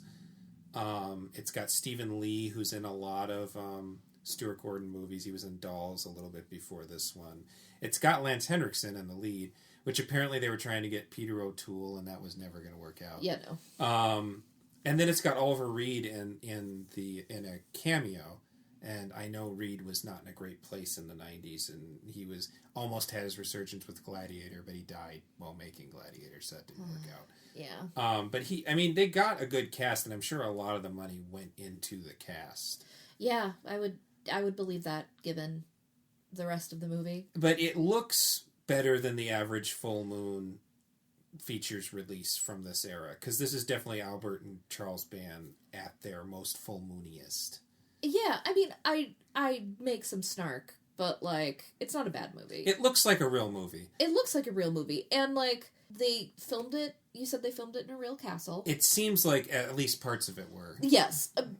Some of them are clearly set. Some of them are, like, the place where the above-ground coffin is definitely just a set. Yeah. Because they had to raise and lower stuff in, and they staged it like a stage, an actor's stage. Which is something I should mention, is Stuart Gordon cut his teeth in plays. And that's really theater is really where his heart lies. And he's still, him and Jeffrey Combs did the Edgar Allan Poe one-man show for a while.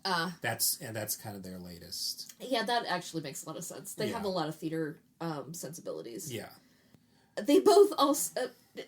Jeffrey Combs, who I love dearly, does definitely act for the back row. Yes. So role. Is Hendriksen. I mean, Lance Henriksen he's really over the top, and it's a little disappointing, but not unexpected to learn that he was being very method with this particular role, to the point where he was fighting with Stuart Gordon over it. And they're like, basically the trivia on IMDb for this movie is it's almost entirely 90% to more about Lance Henriksen being method, and method acting is kind of obnoxious as far as I'm concerned. And you know what I think method actors need to do? Learn how to act. Yeah. I have no patience for it. No, I wouldn't expect you to. And I've never been part of theater culture, but I can just imagine the burden it puts on everybody else around. It's so annoying. Oh, it's the worst. Like, I super understand the idea that, I just don't know how this person could possibly be in this part of life. It's called having empathy. Yeah.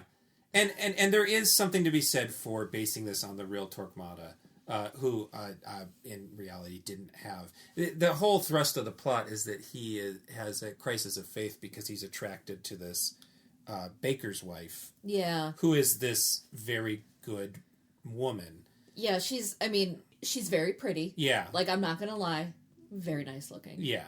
And she's so pure and so empathic that she feels the pain of all of the victims of the Inquisition. I was going to say Crusades. That was a different movie. That was different, yes. Feels the pain of all of the victims of the Inquisition as if she was feeling it on her own. And her husband, the baker, is like, we have debts and have to sell bread, so I need you to get up and help me sell this bread. And there's I mean, again, there's so much going on in this movie where they are profiting, and she's uncomfortable with them profiting on their bread sales during the witch executions. Yeah.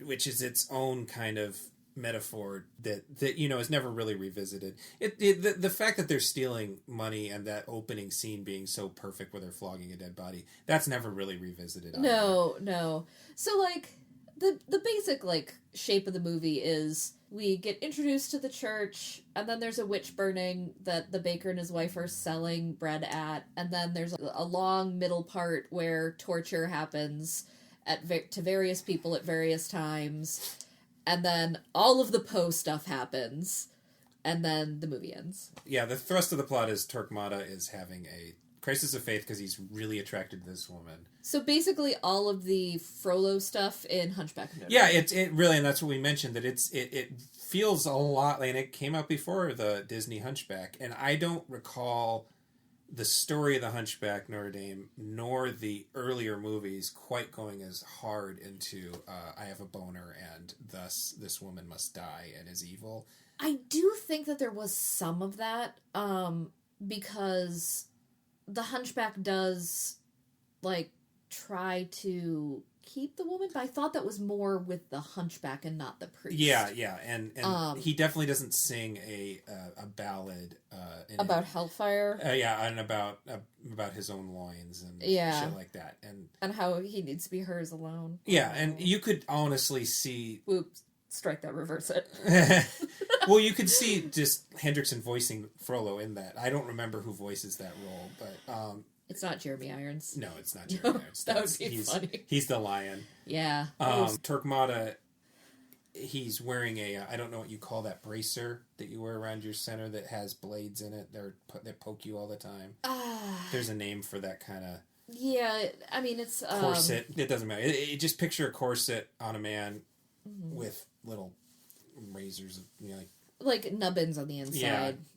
Anyway, so he's like self-flagellating, and then also has his torturer hit him. Yeah. But, like, the torturer is a true believer because he's been saved. We don't know exactly what he did, but yeah, basically, Torquemada found that the torturer was also innocent because he was saved by Torquemada because he had such a proclivity to be able to torture people and kind of get off on it. Yeah. And since he saw this in that torturer dude and could convince him to do whatever he said and be loyal to him alone, he did not kill that guy and now has this toady. This does not turn out great for him because he falls in love with this woman and the torturer's like, wait a minute, you love someone else now. If she's innocent and you love her, then since you loved me and this is love, I must be innocent. Fuck you. Yeah. And that's kind of the whole torturers. And then he's like, wait, if you told me to kill all these people and you're evil, I killed a lot of innocent people. Shit. There's a lot of arcs like that are interesting on their own, but there's just not enough time for them in the movie. There's a lot of people, and, like, that's the serious drama arc. Yeah. And then we have this whole, like, Office-esque bureaucracy. Oh, look, we're having, like, a funny card game while, like, people are being tortured around us. Almost Monty Python-esque. Yeah, which is the part, and Dennis Paoli, I think is how you say his last, Paoli. He and Gordon work together on Reanimator and From Beyond, which do this balance of, because I think Reanimator has genuine tragic romance going on amongst all the other things, and they do a better job of dividing. We'll just stick to Reanimator. There's a sectioning off of the comedy and the drama, and the grotesque stuff feels like like the window dressing. In this case, it's sectioned off in a sort of awkward way where these other comedic characters have their bureaucracy and silliness to the bureaucracy, and Jeffrey Combs' character is my favorite thing in the whole movie is when they are wheeling off a witch to be burned. He apologizes for just not having enough time to properly torture her. Yeah. Because he takes this seriously. He's like, I'm sorry we didn't have time to do this properly. And she sarcastically replies with, well, you know, that's okay. That's okay. Kind of like a better luck next time. Yeah, and so that actually is part of the movie that works for me. But... And part of this, Gabe and I were talking about this, and a lot of that feels like a real tension between Lance Hendrickson and the director. Yes, which... Because every time the Grand Inquisitor comes on, all humor is sucked out of everything. And I think that if Hendrickson was willing to be in on the joke, there could have been, and I think they tried to do this in editing, and it just doesn't quite work out. There could have been that thing where you can take the seriousness seriously, but it can also be part of the comedy. Yeah, it's that straight man thing. Yeah, and he should be the straight man, but instead he is he's a sort of black hole. And I think he is very good at his whole thing. He's really acting with his hands a lot. Yeah. And I kind of like it. I enjoy that about it. I think it just goes a little too far for me. It goes too far because nobody else is there. Yes. Like, you either need to have other people there to support you, or you need to take a step back. Well, like, even Oliver Reed in his one scene as a cardinal who's been sent by the Pope to put a stop to this, he's even playing it for laughs. And I think Hendrickson is not willing to walk over Oliver Reed, because Oliver Reed is Oliver Reed. But Oliver Reed is playing it for laughs. He's being a silly Italian. He's got the accent, and he's drinking too much, and I do feel like that scene goes the best. Yeah. Because, like, they're able to give and take. I feel like Lance Hendrickson feels like he's in charge and, like, the most important person in the scene. And, like, that isn't untrue. Yeah. But, like, you still have to leave space for other people in the scene. The one thing that never works is there's a swashbuckling quality. And I just think Stuart Gordon is not an action director. And it seems like they set up some pretty good stunts. And the main guy playing Antonio... the baker who is trying... in a normal movie, he would be the main character. Yeah, and he does not have any way to be a main character in this movie. For instance, in Witchfinder General, that character is the main character. He's like a co-lead with Vincent Price as the villain. And then in the Mark of the Devil movies, which are definitely worse movies than this movie, and the Mark of the Devil movies are 100% about showing women being tortured, and men too, but mostly women being tortured in horrible, creative ways. They are grimy exploitation movies. Whereas this feels like it's not really trying to be a grimy exploitation movie. But then the torture scenes, it can't quite strike. It can't decide if these are exploitative torture scenes, these are dramatically tragic torture scenes, or these are funny torture scenes. Yeah. And it seems like Stuart Gordon should have gone with funny torture scenes. Yeah. That's his strength. So they're kind of trying to mix and match. I almost lost my train of thought there. Anyway, so there's a swashbuckling quality that is not working because the lead, his name is Jonathan Fuller. He's not a bad actor. No, but he can't miscast. He can't stake his claim in this movie. And he clearly knows how to sword fight. Like, the sword fight scenes are interesting because he knows what he's doing, but it doesn't feel like anybody else does. No. So I think they might have hired him specifically for the fact that he was pseudo-handsome and could sword fight. Yeah. So the swashbuckling aspects do not work. So the main woman, let's go to the witch. Her name is Rona de Ricci. She is fairly good. Yeah, she's not bad. She doesn't have a lot to do. No. But she's good at being ethereal and and super empathetic. Like, her whole thing for the first half of the movie is crying out and holding her heart. Which is another thing that happens in all these, but that happens in Mark of the Devil. This is a common trope where there will be a woman and man, usually a couple, gets embroiled in the thing because in the whole Inquisition or whatever you want to call it, because the woman is morally offended and they both get stuck in it. And the love triangle aspect is also very common in a lot of these movies, where the Inquisitor, in the case of the Witchfinder General, the Vincent Price Inquisitor, he doesn't give a fuck. He is a slime ball through and through. But in other movies like this one, there is the sense that the Inquisitor is absolutely in love with this person, and that's what the problem is. Yeah. In this one, like, she's so pure. And her name is even Maria. Yeah. Oh, yeah. Her name is Maria. Yeah. And you're like, oh, God. And, like, there are visions of her as the Virgin Mary. Yeah. She gets dressed as the Virgin Mary right before the assault scene. But she ends up meeting, like, a legitimate witch in the dungeon. And the witch is like, I've never kissed Satan's cock. I'm just a midwife, and I do things with herbs. And I'm like... It later turns out she actually does have powers, though. That was something that... But that's actually the most interesting thing about this whole movie. Yeah. That's something I've never seen in one of these, which I'm sure there are movies where actual witches are being taken by... I'm sure there's a movie where the Salem witches turn out to be real witches. I'm sure that exists. Oh, yeah. No, I don't find this to be that unusual, like where they gather up like midwives is a thing. Yeah, and so this is based on reality. Mm-hmm. It's something that is not acknowledged in a lot of these movies, though. These Witchfinder movies are almost always about, look at what they did to these poor innocent people. So there's the sense of outrage, but they're also still Christian.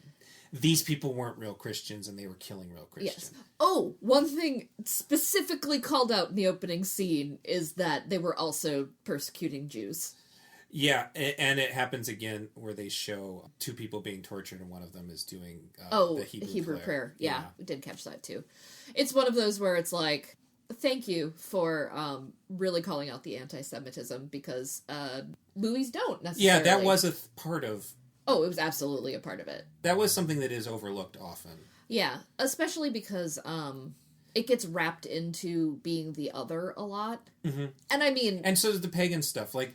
Well, and pagan stuff appropriates so much of, like, Kabbalah and Hebrew stuff. So, like, it gets mixed into a big pot a lot of the time, so... This movie doesn't necessarily say Christianity's bad either, or even Catholicism, because the Pope did send a dude to stop this. Yeah. This movie seems to... Religions are pretty equal in this movie. It is... The bad guys are these zealots that are their own thing.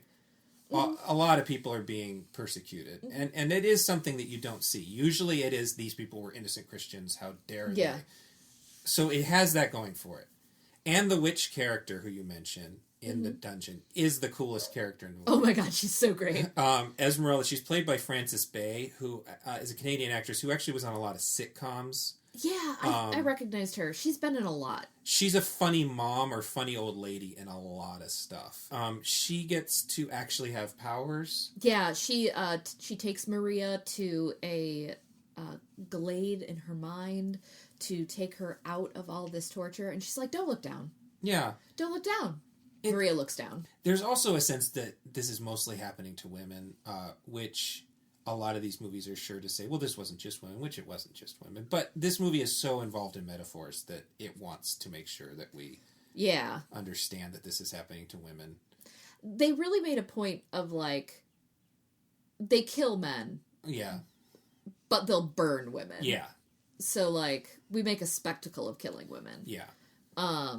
We'll kill men for their money, but then we will make a spectacle of killing women. Right, yeah. They kill, at the beginning, the family at the beginning, who they're flogging the man. Later, the first witch we see killed, who's actually played by Carolyn Purdy Gordon, who's Stuart Gordon's wife, who's in all of his movies, I think. She gets burned then. Who did a good job. Yeah, she's a great actress, actually. Yeah. She I mean, when you said that's the director's wife, I was like, oh, this isn't going to be very good. No, she's always good. Like, no, she was really good. She plays like a pissy doctor in Reanimator, and the two of them know what they're doing as far as it goes. Then there's so there's layers to this movie. So there's torture movie, exploitative torture movie. There's office comedy. There's swashbuckling, which is the one thing that definitely doesn't work. There's actual drama, like heavy drama. There's this sad romance, which is a common thing, like where the husband just disappears from the movie for so long that this just doesn't work. And like he comes back to be like this, please save my husband angle. Yeah, but like, which again is kind of interesting because they're giving her the power in this relationship, which is something these movies don't usually do. But at the same time, it's hard to care because we don't see him ever, and When we do, it's terrible. But then there's this other thing that kind of throws it off, which is it feels like community theater sometimes. Yes. Which is actually, I think, a side effect of its sort of cheapness and the full moonness of it all. Full moonness has this community. We're going to lop off the camera and let people do what they're doing. And it is a problem where a lot of these full moon movies are like barely over an hour long, and they've had like 8 special effects, and then they have to fill in the rest of it. And that started to get much worse after, this is 1990, 91. That's probably the height of full moon. That's when Puppet Master movies had some quality to them, and they were trying, like, in Doll Man movies. They were trying to create their own Marvel Cinematic Universe before Marvel Cinematic Universe was the thing. Pretty soon after this, they start making, like, 30 Ginger Dead Man, tossing out, like, Evil Bong movies like nobody's business. But the community theater quality of it is something that I don't think would feel weird if the whole movie had it. But it like goes in and out. In and out, and then there's this also Disney movie quality. It's not just the Frollo thing. There's like where the old woman is like convincing the young woman that she had the power in her the whole time. Yeah, it's like the Teen Witch movie, which is something we're not even covering on this that I'd like to cover later. But there is a bit of the Teen Witch, like you've been a chosen one your whole life. Yeah, where like, oh no, I sense the power in you, so I can awaken this. So Maria gets her tongue cut out at one point, which is the worst thing that happens to her. And the worst thing that happens to a person that they don't die from. Mm-hmm. Esmeralda puts her to sleep and is like, when you wake up, you'll have wonderful powers. And it's this thing where you're like, A, what? B, also what? Yeah. And C, it's kind of like Romeo and Juliet. Because she goes to sleep in a coma that everybody's like she's dead. And the doctor comes in and examines her and is like, nope, she's dead.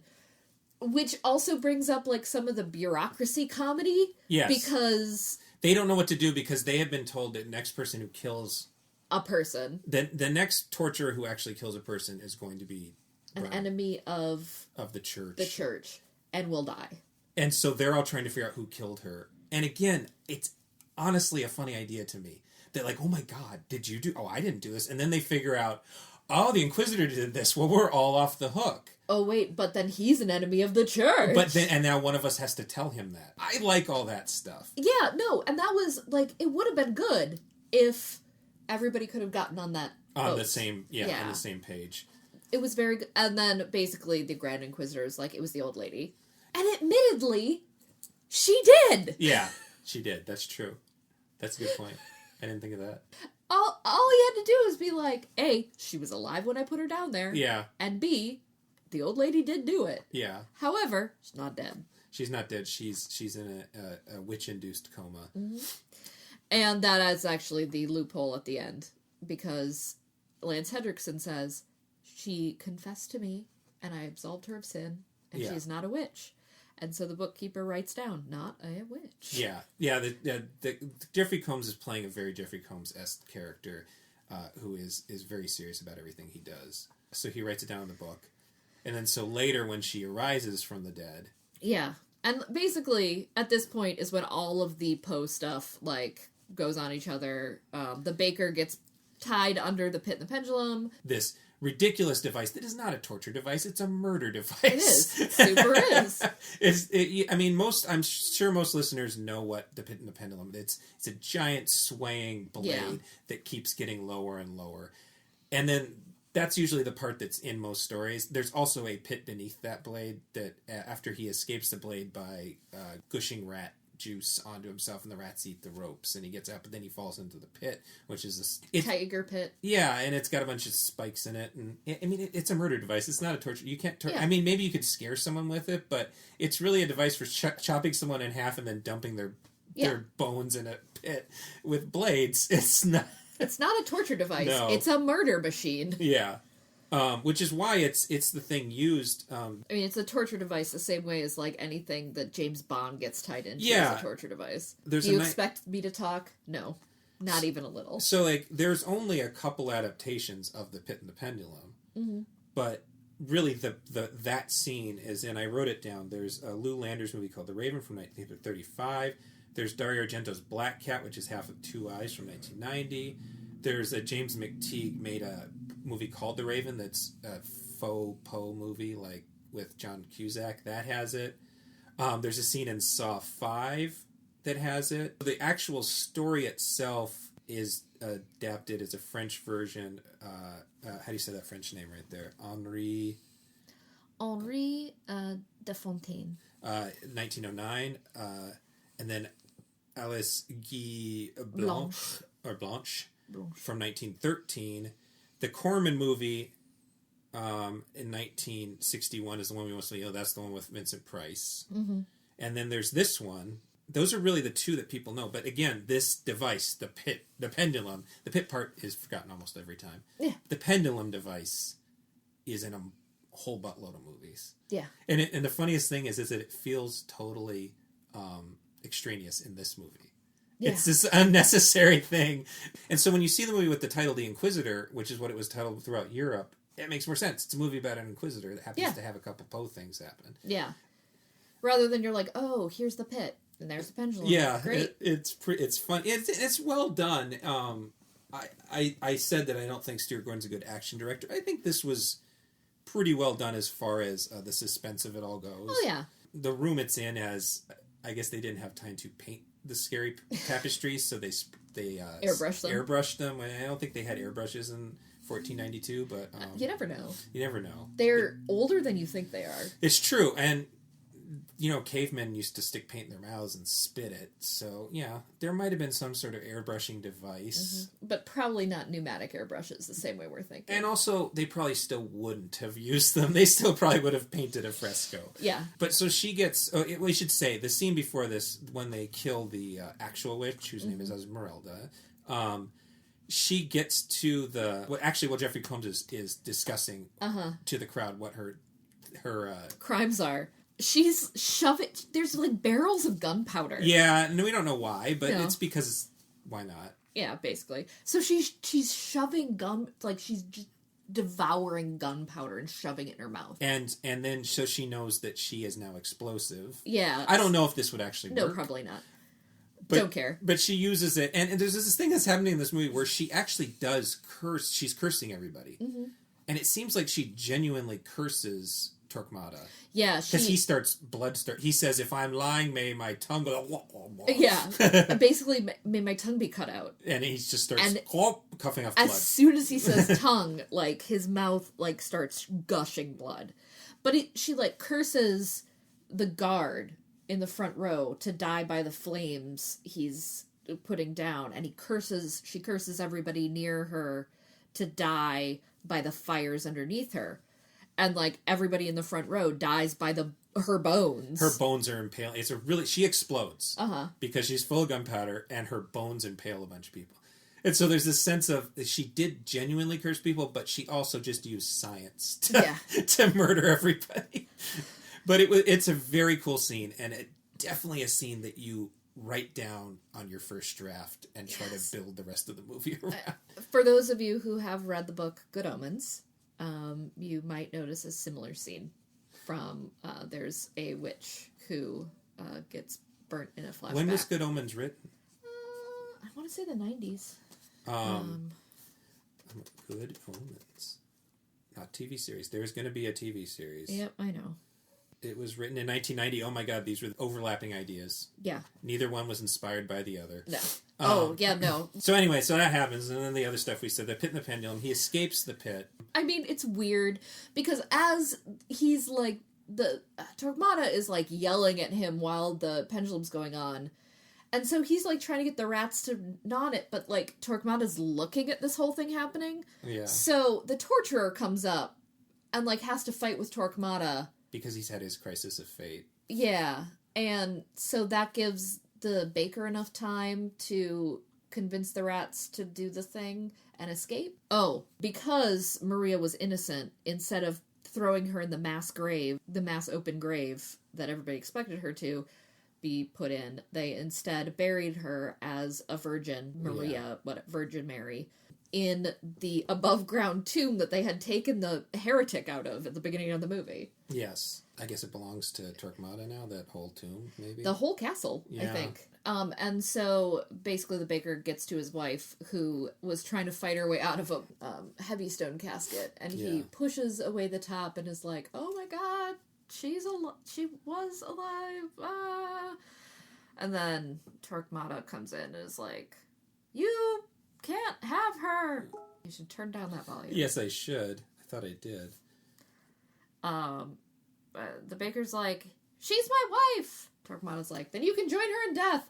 And then she gets up. Yeah. And has telepathy. Yes. And and starts yelling at people with her mind. Yes. And this is where the movie goes from silly to ridiculous. Yes.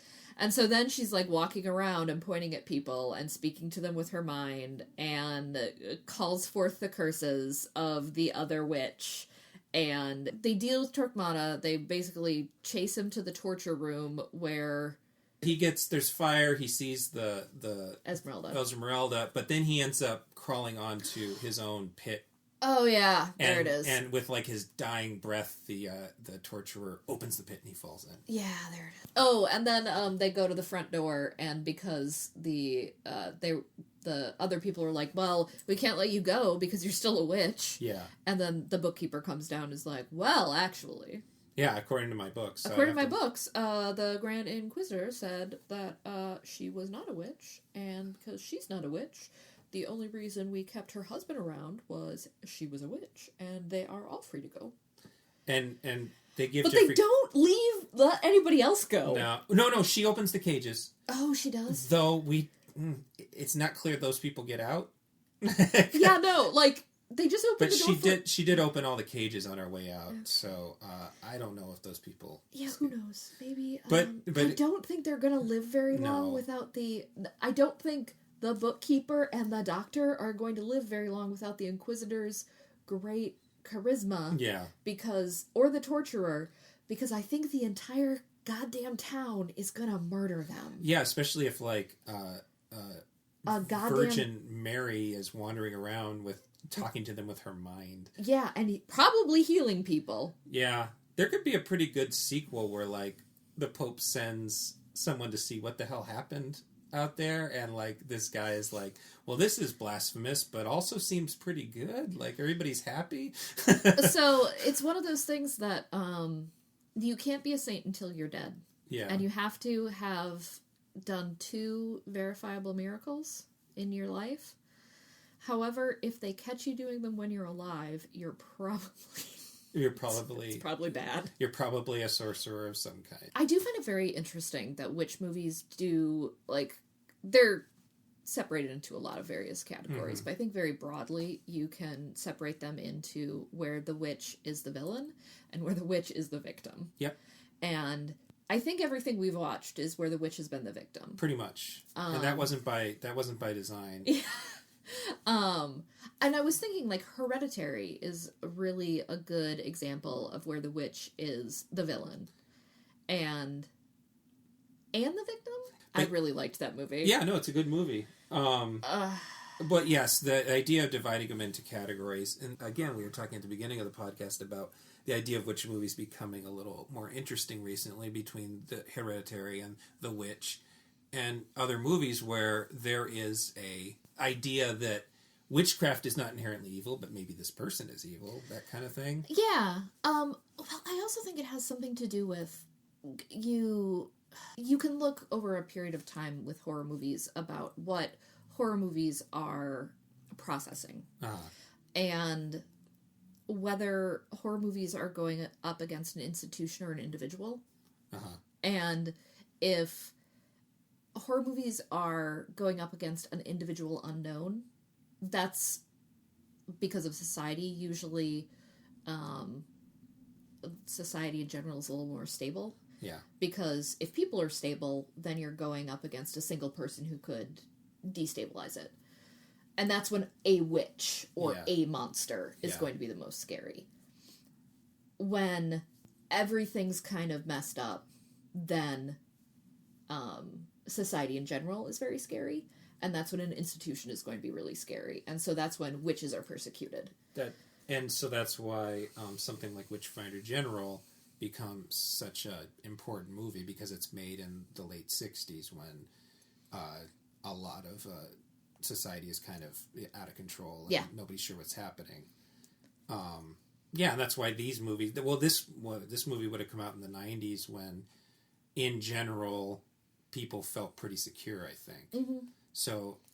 Which means why it's kind of wishy-washy both ways. Exactly. Like, it isn't really about society being all messed up. It's got, like, a single person who's kind of messing up society, but the rest of it's kind of banal. And there is a witch, but she's okay. Yeah. But, like, and I feel that's why it's not really a horror movie. Yeah. I think that 90s horror movies in general have a wishy-washy quality. I think that is definitely an ongoing problem for that era. Mm-hmm.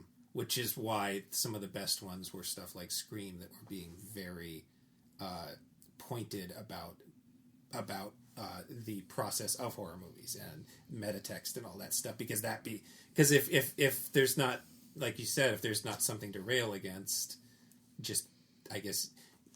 I suppose something similar happened during Obama's presidency. I think that these are Clinton presidency and Obama presidency are periods where mainstream creative people feel comfortable. So I think a lot of Obama era horror, the good stuff, is about exploring the nuance of what's going on in the horror, whereas George W. Bush era horror is all about railing against and being very violent and being very angry and scared of the world at large. Mm-hmm. That's a good way of putting it. So not to say that there's no societal ills under Clinton or Obama. No, you have to look at the lens of it a little bit. Yeah, but the mainstream of people feel secure in those eras, I think. Yeah.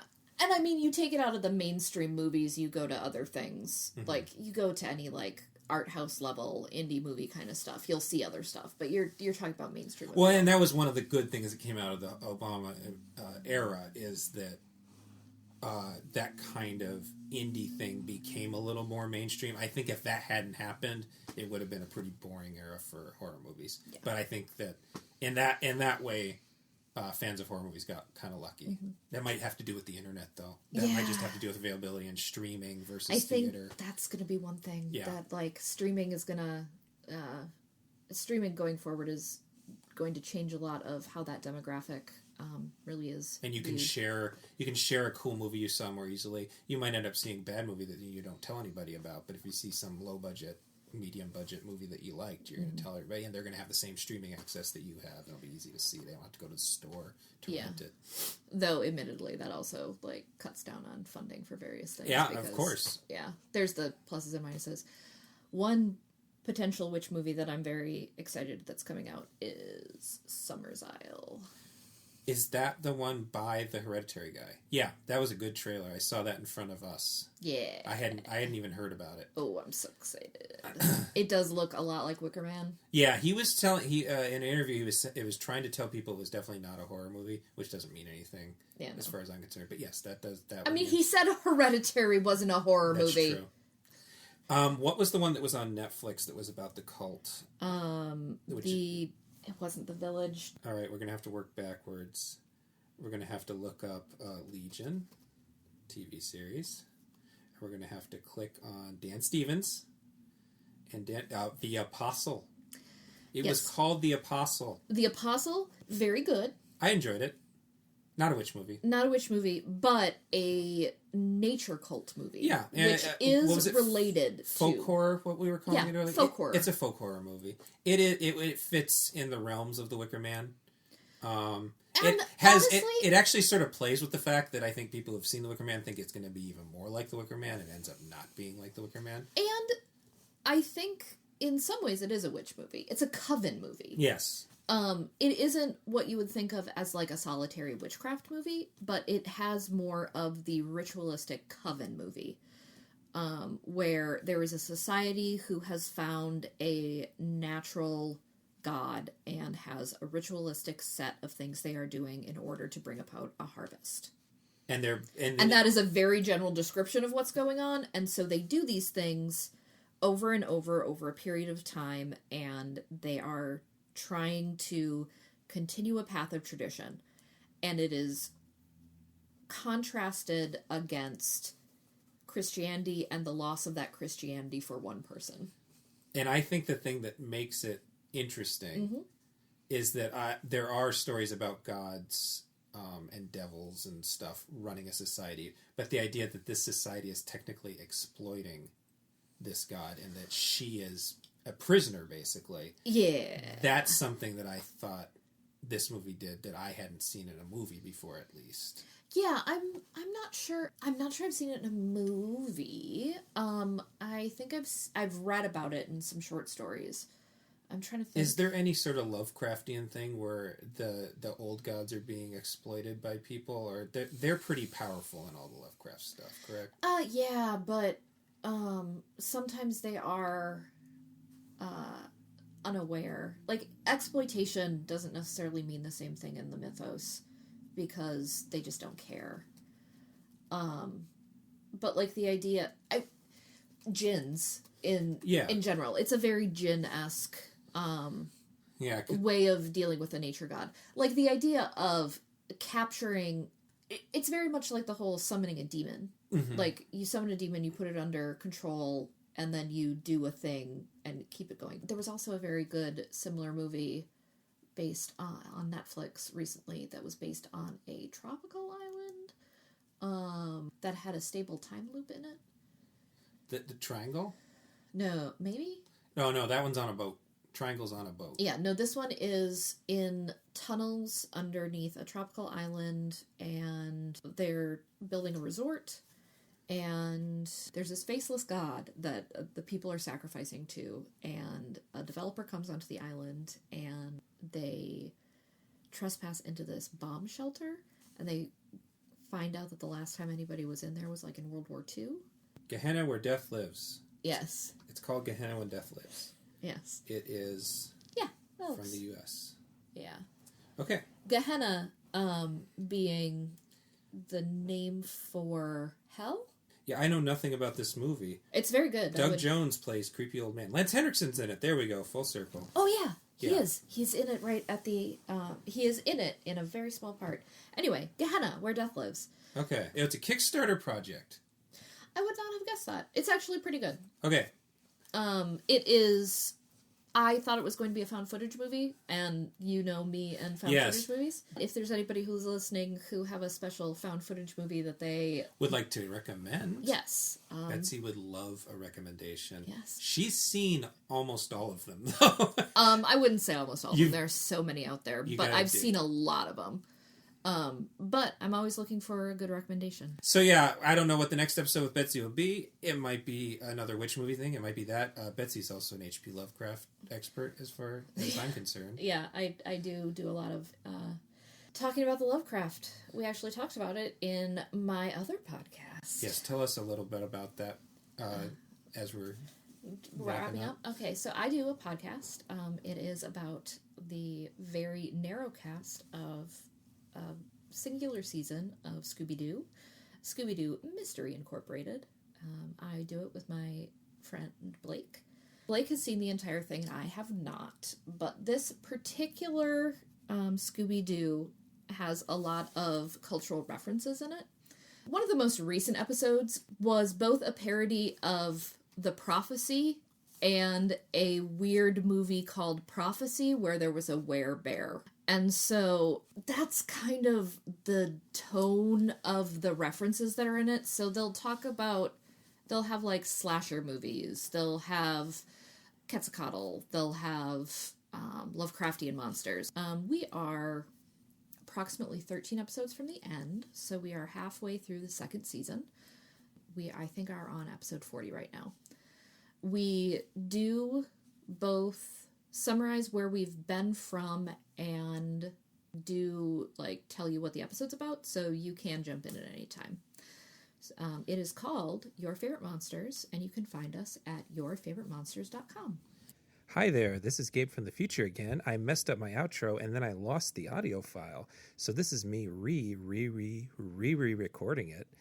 I'd like to once again thank Betsy for all of her help on this podcast. And I'd also like to ask for listener feedback at either our website, genregrinder.com, our Twitter, @genregrinder, the Genre Grinder Facebook page, or my personal Twitter, @GabeM, that's M as in Matthew, Powers. Genre Grinder is part of the Now Playing Network. Thanks for listening, and see you next time. Go to hell, you'll see me there as well.